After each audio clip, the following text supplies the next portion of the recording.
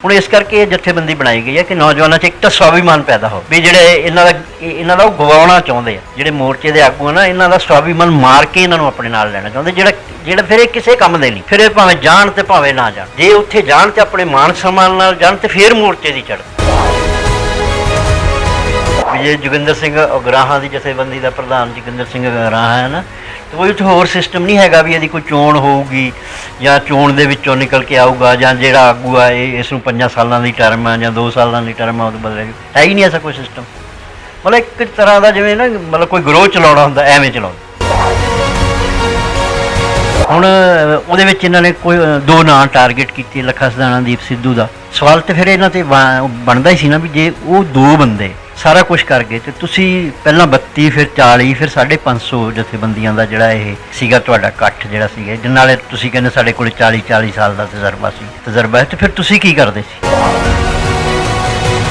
ਤੇ ਦੁਸ਼ਮਣ ਨਾਲ ਲੜਨ ਦੀ ਤਾਕਤ ਆਪਸੀ ਭਰੋਸਾ ਹੀ ਹੁੰਦਾ ਹੈ ਤੇ ਉਹ ਇਹਨਾਂ ਕੋਲ ਹੈ ਨਹੀਂਗਾ। ਇਸ ਲਈ ਇਹ ਕੋਈ ਬਹਾਨਾ ਮਾਰਨ ਭਾਵੇਂ, ਇਸ ਲਈ ਇਹਨਾਂ ਨੇ ਜਿਹੜੀ ਦਿੱਲੀ ਕਾਲ ਦਿੱਤੀ ਸੀਗੀ ਸੰਸਦ ਮਾਰਚ ਦੀ, ਸੰਸਦ ਦੇ ਘਰਾਵ ਦੀ, ਇਸੇ ਡਰ 'ਚੋਂ ਉਹ ਵਾਪਸ ਹੋਈ। ਹੁਣ ਸੱਦੇ ਦੇਣੇ ਤੇ ਦੂਰ ਕੀ, ਹੁਣ ਅੱਜ ਫਿਰ ਦੱਸਦੇ ਸੀ ਮੁੰਡੇ ਬਿਆਨ ਆਇਆ ਉਹਦਾ ਖੇਤੀ ਮੰਤਰੀ ਦਾ ਵੀ ਕਾਨੂੰਨਾਂ ਤੋਂ ਬਗੈਰ ਕੋਈ ਗੱਲ ਕਰਨੀ ਆ ਤੇ ਆ ਕੇ ਕਰ ਲਓ, ਤੇ ਬਗੈਰ ਫਿਰ ਉੱਥੇ ਕਿਹੜੀ ਗੱਲ ਆ ਜਿਹੜੀ ਤੁਹਾਡੇ ਨਾਲ ਕਰਨੀ? ਅਸੀਂ ਕੋਈ ਤੁਹਾਡੇ ਨਾਲ ਰਿਸ਼ਤੇਦਾਰੀ ਪਾਉਣੀ ਇੱਥੇ? ਜਿਹੜਾ ਦਿੱਲੀ ਕਮੇਟੀ ਦਾ ਸੀਗਾ ਪ੍ਰਧਾਨ ਔਰ ਉਸ ਨੂੰ ਫ੍ਰੀ ਹੈਂਡ ਦਿੱਤਾ ਵੀ ਤੂੰ ਇਹ ਜਿਹੜੀ ਚੀਜ਼ ਹੈਗੀ ਆ ਵੀ ਉੱਥੋਂ ਇੱਕ ਲੀਡਰਸ਼ਿਪ ਉੱਭਰਨੀ ਸੀ ਜਿਹੜੀ ਮੋਰਚੇ ਦੀ, ਉਹ ਲੀਡਰਸ਼ਿਪ ਜਿਹੜੀ ਮੋਰਚੇ ਦੀ ਉੱਭਰਨੀ ਸੀ, ਜਿਹੜੀ ਮੋਰਚੇ ਦੀ ਪ੍ਰਾਪਰਟੀ ਬਣਨੀ ਸੀ, ਉਹ ਬੀਜੇਪੀ ਦੀ ਪ੍ਰਾਪਰਟੀ ਬਣ ਗਈ। ਸਾਰਾ ਕ੍ਰੈਡਿਟ ਜਿਹੜਾ ਸੀਗਾ ਉਹ ਬੀਜੇਪੀ ਦੇ MLA ਦਿੱਲੀ ਕਮੇਟੀ ਦੇ ਪ੍ਰਧਾਨ ਮਨਜਿੰਦਰ ਸਿੰਘ ਸਰਸਾ ਨੂੰ ਚਲਾ ਗਿਆ।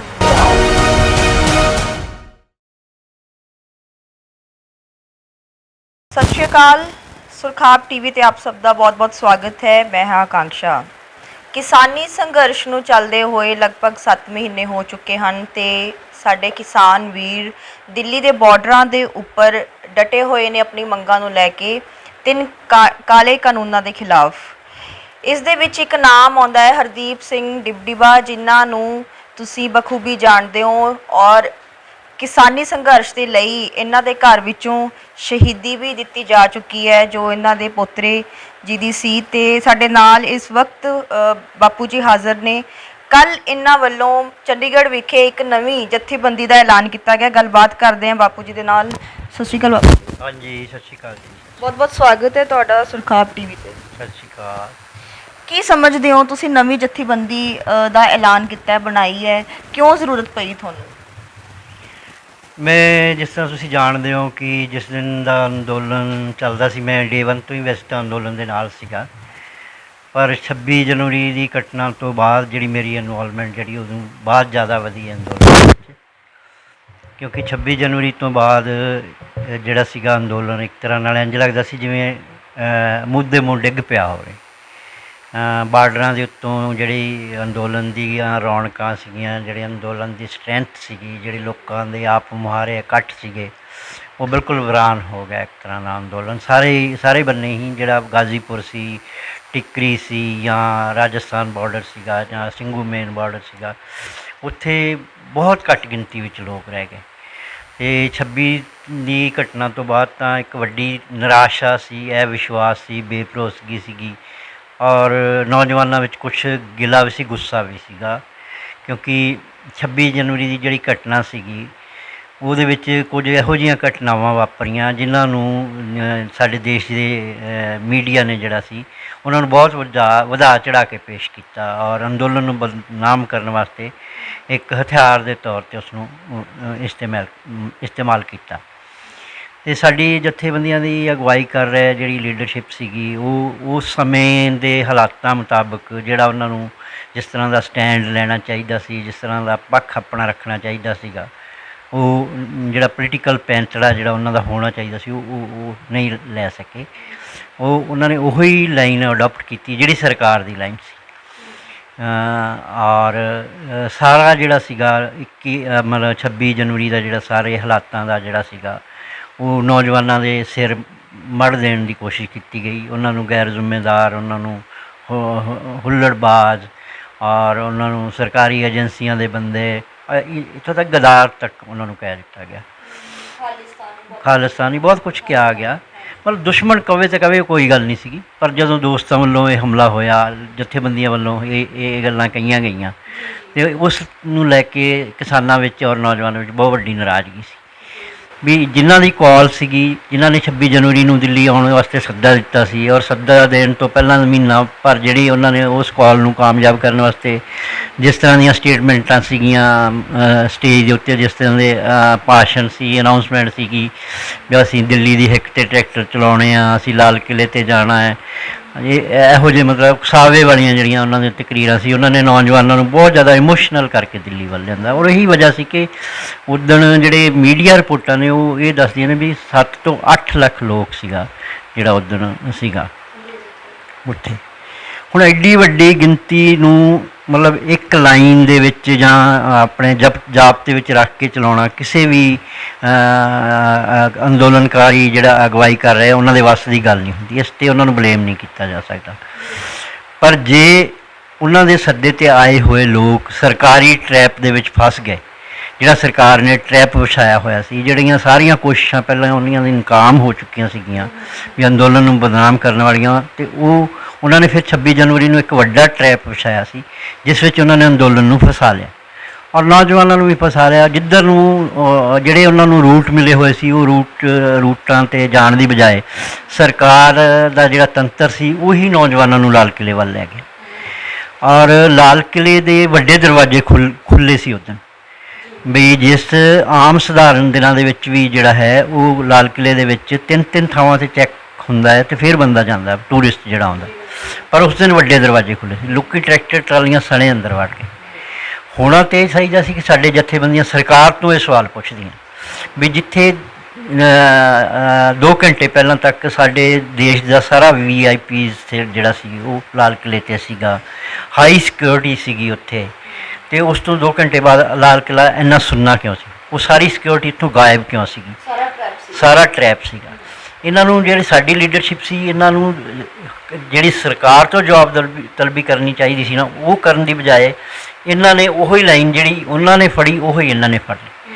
ਇਹਨਾਂ ਨੇ ਸਾਰਾ ਭਾਂਡਾ ਜਿਹੜਾ ਨੌਜਵਾਨਾਂ ਦੇ ਸਿਰ 'ਤੇ ਭੰਨ ਦਿੱਤਾ ਔਰ ਆਪਣੇ ਆਪ ਨੂੰ ਬਰੀ ਕਰਨ ਦੀ ਕੋਸ਼ਿਸ਼ ਕੀਤੀ ਕਿ ਜਿਹੜੇ ਗਲਤ ਸੀਗਾ। ਹੁਣ ਉਹਦੇ ਵਿੱਚ ਇਹਨਾਂ ਨੇ ਕੋਈ 2 ਨਾਂ ਟਾਰਗੇਟ ਕੀਤੇ, ਲੱਖਾ ਸਦਾਣਾ, ਦੀਪ ਸਿੱਧੂ ਦਾ। ਸਵਾਲ ਤਾਂ ਫਿਰ ਇਹਨਾਂ 'ਤੇ ਬਣਦਾ ਹੀ ਸੀ ਨਾ ਵੀ ਜੇ ਉਹ 2 ਬੰਦੇ ਸਾਰਾ ਕੁਛ ਕਰ ਗਏ ਅਤੇ ਤੁਸੀਂ ਪਹਿਲਾਂ 32 ਫਿਰ 40 ਫਿਰ 550 ਜਥੇਬੰਦੀਆਂ ਦਾ ਜਿਹੜਾ ਇਹ ਸੀਗਾ ਤੁਹਾਡਾ ਇਕੱਠ ਜਿਹੜਾ ਸੀਗਾ, ਜਿਹਦੇ ਨਾਲ ਤੁਸੀਂ ਕਹਿੰਦੇ ਸਾਡੇ ਕੋਲ 40 ਸਾਲ ਦਾ ਤਜਰਬਾ ਹੈ, ਅਤੇ ਫਿਰ ਤੁਸੀਂ ਕੀ ਕਰਦੇ ਸੀ? ਸੋ ਇਹਨਾਂ ਗੱਲਾਂ ਦੇ ਜਵਾਬ ਤਾਂ ਇਹਨਾਂ ਕੋਲ ਕਿਸੇ ਕੋਲ ਹੈ ਨਹੀਂ ਸੀਗੇ। ਇਸ ਲਈ ਫਿਰ ਇਹਨਾਂ ਨੇ ਜਿਹੜਾ ਸਾਰਾ ਕੁਛ ਨੌਜਵਾਨਾਂ ਦੇ ਸਿਰ ਮੜ ਕੇ ਔਰ ਉਹਨਾਂ ਨੂੰ ਮਤਲਬ ਜਲੀਲ ਕਰਕੇ ਅਪਮਾਨਿਤ ਕਰਕੇ ਉਹ ਜਿਹੜੀ ਇਹਨਾਂ ਦੀ ਮਨਸ਼ਾ ਸੀ ਉਹ ਨੌਜਵਾਨ ਚਲਾ ਗਿਆ ਔਰ ਅੰਦੋਲਨ ਜਿਹੜਾ ਇੱਕ ਤਰ੍ਹਾਂ ਬਿਲਕੁਲ ਹੀ ਵੀਰਾਨ ਸੀਗਾ। ਜਦੋਂ ਮੈਂ ਵਾਪਸ ਆਇਆ ਅਤੇ ਮੇਰੀ ਇਹ ਸੀਗੀ ਵੀ ਮੇਰੇ ਵਾਸਤੇ ਇੱਕ ਬਹੁਤ ਵੱਡੀ ਚੁਣੌਤੀ ਸੀ ਵੀ ਜਿਸ ਕਾਜ ਵਾਸਤੇ ਮੇਰਾ ਪੋਤਰਾ ਸ਼ਹੀਦ ਹੋਇਆ, ਜਿਸ ਕਾਜ ਵਾਸਤੇ 500 ਹੋਰ ਸ਼ਹਾਦਤਾਂ ਹੋਈਆਂ ਨੇ, ਜਾਂ ਜਿਸ ਕਾਜ ਵਾਸਤੇ ਐਡਾ ਬੜਾ ਤਪ ਹੋਇਆ, ਸਰਦ ਰਾਤਾਂ ਦੇ ਵਿੱਚ ਲੋਕ ਬੈਠੇ ਨੇ, ਬਰਸਾਤਾਂ ਦੇ ਵਿੱਚ ਲੋਕ ਬੈਠੇ ਨੇ, ਲੋਕਾਂ ਨੇ ਆਪਣੀ ਜ਼ਿੰਦਗੀ ਦੀ ਸਾਰੀ ਜਮ੍ਹਾਂ ਪੂੰਜੀ ਜਿਹੜੀ ਹੈ ਇਸ ਅੰਦੋਲਨ 'ਤੇ ਲਾਤੀ, ਅਤੇ ਉਸ ਅੰਦੋਲਨ ਦਾ ਜਿਹੜਾ ਹਸ਼ਰ ਹੋਇਆ, ਜਿਹੜਾ ਇੱਕਦਮ ਇੰਝ ਲੱਗਦਾ ਕਿ ਇਹ ਜ਼ਿਆਦਾ ਦਿਨ ਚੱਲੇਗਾ ਨਹੀਂ, ਅਤੇ ਜੇ ਇਹ ਅੰਦੋਲਨ ਬਿਨਾਂ ਕਿਸੇ ਪ੍ਰਾਪਤੀ ਤੋਂ ਖਤਮ ਹੋ ਜਾਂਦਾ ਹੈ ਅਤੇ ਫਿਰ ਆਹ ਸਾਰੀਆਂ ਚੀਜ਼ਾਂ ਨੂੰ ਅਸੀਂ ਕਿਸ ਖਾਤੇ ਵਿੱਚ ਪਾਵਾਂਗੇ? ਇਸ ਲਈ ਫਿਰ ਮੈਂ ਵਾਪਸ ਅੰਦੋਲਨ ਵਿੱਚ ਆ ਕੇ ਇਹਨਾਂ ਸਾਰਿਆਂ ਨੂੰ ਜੋੜਨ ਦੀਆਂ ਕੋਸ਼ਿਸ਼ਾਂ ਕੀਤੀਆਂ, ਲੀਡਰਾਂ ਨਾਲ ਇਹਨਾਂ ਨੂੰ ਆਪਸ ਵਿੱਚ ਬੈਠ ਕੇ ਗੱਲ ਕਰਵਾਈ। ਆਪਸ ਵਿੱਚ ਗੱਲ ਵੀ ਨਹੀਂ ਸੀ ਕਰਦੇ। ਫਿਰ ਨੌਜਵਾਨਾਂ ਨਾਲ ਗੱਲ ਕੀਤੀ। ਫਿਰ ਉੱਥੇ ਇੱਕ ਨੈਰੇਟਿਵ ਸੀਗਾ ਕਿ ਉੱਥੇ ਕੋਈ ਪੰਥਕ ਏਜੰਡਾ ਔਰ ਕਾਮਰੇਡਾਂ ਦਾ ਏਜੰਡਾ ਹੈ, ਜਿਹੜਾ ਵੱਖ-ਵੱਖ ਦੋਵੇਂ ਧਿਰਾਂ ਆਪਣਾ ਏਜੰਡਾ ਉੱਥੇ ਥੋਪਣਾ ਚਾਹੁੰਦੀਆਂ, ਕਿਸਾਨੀ ਏਜੰਡਾ ਤਾਂ ਉੱਥੇ ਹੈ ਹੀ ਨਹੀਂਗਾ ਕੋਈ। ਇਹ ਨੈਰੇਟਿਵ ਖਤਮ ਕਰਵਾਇਆ। ਮਤਲਬ ਹੌਲੀ ਅੰਦੋਲਨ ਨੂੰ ਪੈਰਾਂ 'ਤੇ ਲਿਆਂਦਾ। ਫਿਰ ਦੂਸਰੀ ਮੇਰੀ ਕੋਸ਼ਿਸ਼ ਸੀ ਕਿ ਨੌਜਵਾਨਾਂ ਨੂੰ ਜਿਹੜਾ ਹੈ ਉਹਨਾਂ ਨੂੰ ਫਿਰ ਭਰੋਸੇ ਵਿੱਚ ਲਿਆ ਜਾਵੇ ਔਰ ਉਹਨਾਂ ਨੂੰ ਮੂਵਮੈਂਟ ਨਾਲ ਜੋੜਿਆ ਜਾਵੇ। ਹੁਣ ਉੱਥੇ ਜਿਹੜੀ ਸੀ ਕੋਸ਼ਿਸ਼ ਸੀਗੀ ਵੱਖ-ਵੱਖ ਤਰ੍ਹਾਂ ਨਾਲ ਹੋਈ। ਪਹਿਲਾਂ ਮੈਂ ਉਹਨਾਂ ਨੂੰ ਇੰਡੀਵਿਜੂਅਲ ਮਿਲਿਆ, ਫਿਰ ਉਹਨਾਂ ਨੇ ਇੱਕ ਰੈਲੀ ਕੀਤੀ ਮਹਿਰਾਜ ਬਹੁਤ ਵੱਡੀ ਗਿਣਤੀ ਵਿੱਚ, ਉੱਥੇ ਵੀ ਮੈਂ ਨੌਜਵਾਨਾਂ ਨੂੰ ਮੁਖਾਤਿਬ ਹੋਇਆ। ਫਿਰ ਜਿੱਥੇ ਵੀ ਮੈਨੂੰ ਲੱਗਿਆ ਕਿ ਜਿਹੜੇ ਲੋਕ ਇਸ ਗੱਲ ਨੂੰ ਆਰਗੇਨਾਈਜ਼ ਕਰ ਸਕਦੇ ਨੇ, ਜਿਹੜੇ ਚਿਹਰੇ ਨੇ ਜਿਹੜੇ ਨੌਜਵਾਨਾਂ ਨੂੰ ਆਪਣੇ ਨਾਲ ਜੋੜ ਸਕਦੇ, ਮੈਂ ਉਹਨਾਂ ਨਾਲ ਵੀ ਮਿਲਿਆ। ਫਿਰ 25 ਮਾਰਚ ਨੂੰ ਇੱਕ ਨੌਜਵਾਨਾਂ ਦਾ ਮਾਰਚ ਲੈ ਕੇ ਮੈਂ ਮੋਗੇ ਤੋਂ ਸਿੰਘੂ ਬਾਰਡਰ ਤੱਕ ਗਿਆ। ਮੇਰੀ ਕੋਸ਼ਿਸ਼ ਸੀਗੀ ਵੀ ਕਿਵੇਂ ਨਾ ਕਿਵੇਂ ਜਿਹੜਾ ਨਾ ਇਹ ਹੁਣ ਅੰਦੋਲਨ ਜਿਹੜਾ ਨਾ ਇਹ ਮੁੜ ਵਾਪਸੀ 'ਤੇ ਆਪਣੇ ਪੈਰਾਂ 'ਤੇ ਆਵੇ। ਪਰ ਉੱਥੇ ਜਿਹੜੇ ਬੈਰੀਕੇਡ ਸੀ ਨਾ ਜਿਹੜੇ ਮੈਂ ਉਹਨਾਂ ਨੂੰ ਤੋੜ ਨਹੀਂ ਸਕਿਆ, ਕਿਉਂਕਿ ਉੱਥੇ ਜਿਹੜੀਆਂ 40 ਜਥੇਬੰਦੀਆਂ ਦੇ ਵਿੱਚ, ਮੈਂ ਸਾਰਿਆਂ ਦੀ ਨਹੀਂ ਗੱਲ ਕਰਦਾ, ਕੁਝ ਲੋਕ ਇਹੋ ਜਿਹੇ ਨੇ ਕਿ ਜਿਨ੍ਹਾਂ ਦੇ ਆਪਣੇ ਏਜੰਡੇ ਨੇ, ਜਿਨ੍ਹਾਂ ਨੂੰ ਲੱਗਦਾ ਹੈ ਕਿ ਅੰਦੋਲਨ ਜਿਹੜਾ ਹੈ ਉਹ ਉਸ ਨੂੰ ਖਤਮ ਹੋ ਜਾਣਾ ਚਾਹੀਦਾ, ਉਸ ਨੂੰ ਮੁੱਕ ਜਾਣਾ ਚਾਹੀਦਾ, ਜਾਂ ਉਹ ਆਪਣੇ ਹਿਸਾਬ ਨਾਲ ਉਹਨੂੰ ਜਿਵੇਂ ਉਜਾੜਨਾ ਚਾਹੁੰਦੇ ਆ। ਜਿਵੇਂ ਏਜੰਸੀਆਂ ਵਰਕ ਕਰਦੀਆਂ ਨੇ, ਉਹਨਾਂ ਦੀ ਜਿਹੜੀ ਪੈਨੀਟ੍ਰੇਸ਼ਨ ਆ ਉਹ ਵੀ ਸਾਰੀ ਸਾਫ਼ ਨਜ਼ਰ ਆਉਂਦੀ ਸੀਗੀ। ਅਤੇ ਮੈਨੂੰ ਇੰਝ ਲੱਗਦਾ ਸੀਗਾ ਵੀ ਮੈਂ ਜਿੰਨੀ ਵੀ ਕੋਸ਼ਿਸ਼ ਕਰ ਲਵਾਂ, ਭਾਵੇਂ ਇਹ ਨੌਜਵਾਨਾਂ ਦਾ ਭਰੋਸਾ ਮੈਂ ਬਹਾਲ ਨਹੀਂ ਕਰ ਸਕਦਾ ਉਸ ਲੀਡਰਸ਼ਿਪ 'ਤੇ, ਕਿਉਂਕਿ ਉੱਥੇ ਅਜੇ ਵੀ ਮਤਲਬ ਉਸ ਸਟੇਜ ਦੇ ਉੱਤੇ ਕਿਸੇ ਨੂੰ ਬੋਲਣ ਤੋਂ ਪਹਿਲਾਂ ਇਹ ਪੁੱਛਿਆ ਜਾਂਦਾ ਹੈ ਕਿ ਤੂੰ ਕਿਹੜੀ ਜਥੇਬੰਦੀ ਨਾਲ, ਵੀ ਹੁਣ ਜੇ ਕੋਈ ਜਥੇਬੰਦੀ ਨਾਲ ਨਹੀਂ ਹੈਗਾ ਕਿ ਉਹਦਾ ਇਸ ਅੰਦੋਲਨ ਦੇ ਪ੍ਰਤੀ ਜਿਹੜਾ ਉਹਦਾ ਸਮਰਪਣ ਉਸ ਨੂੰ ਕਿਸ ਖਾਤੇ ਵਿੱਚ ਪਾਓਗੇ। ਔਰ ਮੈਂ ਉਸ ਸਟੇਜ 'ਤੇ ਖੜ੍ਹ ਕੇ ਕਿਹਾ ਵੀ, ਮੈਂ ਕਿਹਾ ਵੀ ਤੁਸੀਂ ਇਹ ਜਿਹੜਾ ਸਵਾਲ ਇੱਥੇ ਬਣਾ ਰੱਖਿਆ ਹੈ ਵੀ ਇੱਕ ਜਥੇਬੰਦੀ ਦਾ ਮੈਂਬਰ ਹੋਣ ਤੋਂ ਬਗੈਰ ਕੋਈ ਸਟੇਜ 'ਤੇ ਨਹੀਂ ਚੜ੍ਹ ਸਕਦਾ, ਅਤੇ ਆਹ ਸਾਹਮਣੇ ਜਿਹੜੇ ਲੋਕ ਬੈਠੇ ਨੇ ਪੰਡਾਲ ਦੇ ਵਿੱਚ, ਇਹਨਾਂ ਵਿੱਚੋਂ ਹੱਥ ਖੜ੍ਹੇ ਕਰਵਾ ਕੇ ਵੇਖ ਲਓ ਵੀ ਕਿੰਨੇ ਜਥੇਬੰਦੀਆਂ ਦੇ ਮੈਂਬਰ ਨੇ ਔਰ ਕਿੰਨੇ ਆਪ ਮੁਹਾਰੇ ਆਏ ਹੋਏ ਨੇ। ਅਤੇ ਤੁਸੀਂ ਸਾਰੀ ਗੱਲ ਜਿਹੜੀ ਆ ਉਹ ਜਥੇਬੰਦੀਆਂ ਤੱਕ ਸੀਮਿਤ ਕਿਵੇਂ ਕਰ ਸਕਦੇ ਹੋ, ਜਦੋਂ ਕਿ ਐਡਾ ਵੱਡਾ ਪੰਜਾਬ ਆ, ਦੇਸ਼ ਦੁਨੀਆ ਤੋਂ ਲੋਕ ਇਸ ਅੰਦੋਲਨ ਨਾਲ ਜੁੜੇ ਆ। ਉਹ ਅੰਦੋਲਨ ਨਾਲ ਜੁੜੇ, ਉਹ ਜਥੇਬੰਦੀਆਂ ਨਾਲ ਨਹੀਂ ਜੁੜੇ। ਅਤੇ ਤੁਹਾਡੀ ਜਿਹੜੀ ਇਹ ਰਾਜਨੀਤੀ ਆ ਵੀ ਹਰ ਤਰ੍ਹਾਂ ਨਾਲ ਤੁਸੀਂ ਇਸ ਨੂੰ ਇੱਕ ਮੌਕੇ ਦੀ ਤਰ੍ਹਾਂ ਯੂਜ਼ ਕਰ ਰਹੇ ਹੋ, ਇੱਕ ਹਥਿਆਰ ਦੀ ਤਰ੍ਹਾਂ ਇਸਤੇਮਾਲ ਕਰ ਰਹੇ ਹੋ ਕਿ ਲੋਕਾਂ ਨੂੰ ਹੁਣ ਆਪਣੀਆਂ ਜਥੇਬੰਦੀਆਂ ਦਾ ਵਿਸਤਾਰ ਵੀ, ਤੁਹਾਨੂੰ ਹੁਣ ਇਸੇ ਟਾਈਮ ਯਾਦ ਆਇਆ ਵੀ ਆਪਾਂ ਆਪਣੀਆਂ ਜਥੇਬੰਦੀਆਂ ਦਾ ਵਿਸਤਾਰ ਵੀ ਕਰ ਲਈਏ। ਫਿਰ ਤੁਸੀਂ ਸਭ ਤੋਂ ਮਾੜੀ ਗੱਲ ਜਿਹੜੀ ਕਰ ਰਹੇ ਹੋ, ਆਪਣੇ ਹੀ ਜਥੇਬੰਦੀਆਂ ਦੀ ਇੱਕ ਦੂਜੇ ਦੀਆਂ ਜਥੇਬੰਦੀਆਂ ਦੇ ਬੰਦੇ ਤੋੜ ਕੇ ਆਪਣੇ ਨਾਲ ਲਿਆ ਰਹੇ ਹੋ। ਇਹ ਸਾਰੀਆਂ ਤੁਸੀਂ ਗਲਤ ਗੱਲਾਂ ਕਰ ਰਹੇ ਹੋ। ਅਤੇ ਨੌਜਵਾਨ ਜਦੋਂ ਜੇ ਨਹੀਂ ਉਹ ਕਿਸੇ ਜਥੇਬੰਦੀ ਦਾ, ਪਰ ਉਹ ਸਿੱਧਾ ਤੌਰ 'ਤੇ ਅੰਦੋਲਨ ਨਾਲ ਜੁੜਿਆ ਹੈ, ਅਤੇ ਤੁਸੀਂ ਉਹਨਾਂ ਨੂੰ ਸਿੱਧੇ ਤੌਰ 'ਤੇ ਆਪਣੇ ਕਲਾਵੇ ਵਿੱਚ ਕਿਉਂ ਨਹੀਂ ਲੈਂਦੇ? ਹੁਣ ਤੁਸੀਂ ਸਾਰਿਆਂ ਨੇ ਵੇਖਿਆ ਵੀ ਲੱਖੇ ਸਿਧਾਣੇ ਨੇ ਅੰਦੋਲਨ ਨਾਲ ਜੁੜਨ ਦੀ, ਉਹਦਾ ਹਿੱਸਾ ਬਣਨ ਦੀ ਕਿੰਨੀ ਕੋਸ਼ਿਸ਼ ਕੀਤੀ ਔਰ ਉਹਦੇ ਰਾਹ ਵਿੱਚ ਕਿੰਨੀਆਂ ਰੁਕਾਵਟਾਂ ਖੜੀਆਂ ਕੀਤੀਆਂ। ਦੀਪ ਸਿੱਧੂ ਬਾਰੇ ਹੈ ਕਿ ਆਪਾਂ ਕਹਿ ਸਕਦੇ ਹਾਂ ਕਿ ਉਹ ਅੰਦੋਲਨ ਦਾ ਹਿੱਸਾ ਹੀ ਨਹੀਂ ਸੀਗਾ, ਪਰ ਉਹ ਫਿਰ ਵੀ ਆਪਣੇ ਤੌਰ 'ਤੇ ਉੱਥੇ ਜਾ ਕੇ ਬੈਠਾ ਸੀਗਾ। ਉਹਦੇ ਨਾਲ ਵੀ ਉਹਦੇ ਕੋਈ ਯੂਥ ਚਾਰ ਉਹਦੇ ਨਾਲ ਵੀ ਤਾਂ ਹੈਗੇ ਸੀਗੇ ਜਿਹੜੇ ਉਹਨੂੰ ਫੋਲੋ ਕਰਦੇ ਸੀਗੇ, ਉਹਨੂੰ ਵੀ ਪ੍ਰੋਹੈਪਟਡ ਬਣਾ ਕੇ ਰੱਖਿਆ ਹੋਇਆ ਸੀਗਾ। ਸੋ ਇਹ ਸਾਰੀਆਂ ਚੀਜ਼ਾਂ ਨੂੰ ਦੇਖਦਿਆਂ ਹੋਇਆ ਮੈਨੂੰ ਲੱਗਦਾ ਸੀਗਾ ਵੀ ਜੇ ਇਹੀ ਬੈਰੀਕੇਡ ਨੇ ਵੀ ਉਹ ਸਟੇਜ 'ਤੇ ਉਹੀ ਗੱਲ ਕਰ ਸਕਦਾ ਜਿਹਦੀ ਕੋਈ ਜਥੇਬੰਦੀ ਹੈ, ਅਤੇ ਫਿਰ ਇਹਨਾਂ ਨੂੰ ਨੌਜਵਾਨਾਂ ਨੂੰ ਆਪਣੀ ਜਥੇਬੰਦੀ ਬਣਾ ਲੈਣੀ ਚਾਹੀਦੀ। ਇਸ ਕਰਕੇ ਜਿਹੜੀ ਨਵੀਂ ਜਥੇਬੰਦੀ ਬਣਾਈ, ਨੌਜਵਾਨ ਕਿਸਾਨ ਮਜ਼ਦੂਰ ਯੂਨੀਅਨ ਸ਼ਹੀਦਾਂ ਇਸ ਕਰਕੇ ਅਸੀਂ ਰੱਖਿਆ ਕਿ ਜਿਹੜੇ ਮੋਰਚੇ ਦੇ ਸ਼ਹੀਦ ਆ ਅਸੀਂ ਉਹਨੂੰ ਸਮਰਪਿਤ ਕੀਤੀ ਹੈ ਜਥੇਬੰਦੀ। ਔਰ ਜਿਹੜਾ ਉੱਥੇ ਇੱਕ ਹੋਰ ਜਿਹੜੀ ਵੱਡੀ ਕਮੀ ਸਾਨੂੰ ਮਹਿਸੂਸ ਹੋ ਰਹੀ ਹੈ ਕਿ ਜਿਹੜੇ ਮੋਰਚੇ 'ਚ ਸ਼ਾਮਲ ਲੋਕ ਸੀਗੇ, ਜਿਹੜੇ 26 ਜਨਵਰੀ ਦੀ ਘਟਨਾ ਤੋਂ ਬਾਅਦ, ਉਹਨਾਂ ਦੇ ਵਿੱਚ ਵੱਡੀ ਗਿਣਤੀ ਵਿੱਚ ਲੋਕਾਂ 'ਤੇ ਕੇਸ ਬਣਾਏ ਗਏ, 370 ਤੱਕ ਦੇ ਕੇਸ ਬਣਾਏ ਗਏ, ਉਹਨਾਂ ਨੂੰ ਗ੍ਰਿਫਤਾਰ ਕੀਤਾ ਗਿਆ। ਔਰ ਉਹਨਾਂ ਕਈਆਂ ਦੇ ਟਰੈਕਟਰ ਅਜੇ ਤੱਕ ਵੀ ਉੱਥੇ ਹੈਗੇ ਆ, ਥਾਣਿਆਂ ਦੇ ਵਿੱਚ ਖੜ੍ਹੇ ਆ। ਅਤੇ ਜਿਹੜੀ ਜਥੇਬੰਦੀ ਨੇ ਜਿਹੜੀ ਮੋਰਚੇ ਨੇ ਕਾਲ ਦਿੱਤੀ ਸੀ, ਜਿਸ ਦੀ ਕਾਲ 'ਤੇ ਉਹ ਲੋਕ ਗਏ ਸੀ, ਇਹ ਮੋਰਚੇ ਦੇ ਜਿਹੜੇ ਆਗੂ ਨੇ 32 ਜਥੇਬੰਦੀਆਂ ਜਾਂ 40 ਜਥੇਬੰਦੀਆਂ ਜਾਂ 550 ਜਥੇਬੰਦੀਆਂ ਦੇ, ਇਹਨਾਂ ਨੇ ਉਹਨਾਂ ਨੌਜਵਾਨਾਂ ਦੀ ਪੈਰਵਾਈ ਵੀ ਨਹੀਂ ਕੀਤੀ। ਮਤਲਬ ਇਹ ਆਪਣੀ ਜ਼ਿੰਮੇਵਾਰੀ ਤੋਂ ਪੂਰੀ ਤਰ੍ਹਾਂ ਭੱਜ ਗਏ। ਉਹ ਜਿਹੜੇ ਅੰਦਰ ਗ੍ਰਿਫਤਾਰ ਹੋਏ ਸੀ ਵਿਚਾਰੇ, ਉਹਨਾਂ ਦਾ ਕੋਈ ਵਾਰਸ ਨਹੀਂ ਸੀਗਾ। ਔਰ ਇਸ ਮੌਕੇ ਦਾ ਫਾਇਦਾ ਉਠਾਉਂਦਿਆਂ ਹੋਇਆਂ ਜਿਸ ਬੀਜੇਪੀ ਦੇ ਖਿਲਾਫ ਇਹ ਸਾਰਾ ਮੋਰਚਾ ਸੀ, ਬੀਜੇਪੀ ਨੇ ਹੀ ਆਪਣੇ ਅੰਦਰੋਂ ਇੱਕ ਆਗੂ ਐਸਾ ਉਭਾਰ ਲਿਆ ਜਿਹੜਾ ਦਿੱਲੀ ਕਮੇਟੀ ਦਾ ਸੀਗਾ ਪ੍ਰਧਾਨ, ਔਰ ਉਸ ਨੂੰ ਫ੍ਰੀ ਹੈਂਡ ਦਿੱਤਾ ਵੀ ਤੂੰ ਇਹ ਜਿਹੜੀ ਚੀਜ਼ ਹੈਗੀ ਆ ਵੀ ਉੱਥੋਂ ਇੱਕ ਲੀਡਰਸ਼ਿਪ ਉੱਭਰਨੀ ਸੀ ਜਿਹੜੀ ਮੋਰਚੇ ਦੀ, ਉਹ ਲੀਡਰਸ਼ਿਪ ਜਿਹੜੀ ਮੋਰਚੇ ਦੀ ਉੱਭਰਨੀ ਸੀ, ਜਿਹੜੀ ਮੋਰਚੇ ਦੀ ਪ੍ਰੋਪਰਟੀ ਬਣਨੀ ਸੀ, ਉਹ ਬੀਜੇਪੀ ਦੀ ਪ੍ਰੋਪਰਟੀ ਬਣ ਗਈ। ਵੀ ਉਹ ਸਾਰਾ ਕ੍ਰੈਡਿਟ ਜਿਹੜਾ ਸੀਗਾ ਉਹ ਬੀਜੇਪੀ ਦੇ MLA ਦਿੱਲੀ ਕਮੇਟੀ ਦੇ ਪ੍ਰਧਾਨ ਮਨਜਿੰਦਰ ਸਿੰਘ ਸਰਸਾ ਨੂੰ ਚਲਾ ਗਿਆ। ਅਤੇ ਇਹ ਜਿਹੜਾ ਲਗਾਤਾਰ ਵੈਕਿਊਮ ਆ ਸਿੱਖ ਲੀਡਰਸ਼ਿਪ ਦੇ, ਲੀਡਰਸ਼ਿਪ ਦਾ ਜਿਹੜਾ ਕੋਈ ਉੱਭਰਿਆ ਨਹੀਂ ਅੱਜ ਤਾਈਂ, ਉਹ ਸਾਨੂੰ ਉਮੀਦ ਸੀ ਕਿ ਇਸ ਅੰਦੋਲਨ ਦੇ ਵਿੱਚੋਂ ਕੋਈ ਲੀਡਰਸ਼ਿਪ ਉੱਭਰੇਗੀ ਪੰਜਾਬ ਦੀ। ਉਹ ਵੀ ਸੰਭਾਵਨਾਵਾਂ ਮਾਰ ਦਿੱਤੀਆਂ ਇਹਨਾਂ ਨੇ ਸਾਰੀਆਂ। ਜਿਹੜੀ ਲੀਡਰਸ਼ਿਪ ਉੱਭਰਨੀ ਸੀ ਆਪ 'ਤੇ ਇਹਨਾਂ ਨੇ ਇਹਨਾਂ 'ਤੇ ਤਾਂ ਲੋਕਾਂ ਦਾ ਯਕੀਨ ਟੁੱਟਿਆ। ਅਤੇ ਜੇ ਕੋਈ ਹੋਰ ਚਿਹਰਾ ਉੱਭਰਨਾ ਸੀ ਇੱਥੋਂ ਲੀਡਰਸ਼ਿਪ ਦਾ, ਉਹ ਮਨਜਿੰਦਰ ਸਿੰਘ ਸਿਰਸਾ ਉੱਭਰਿਆ।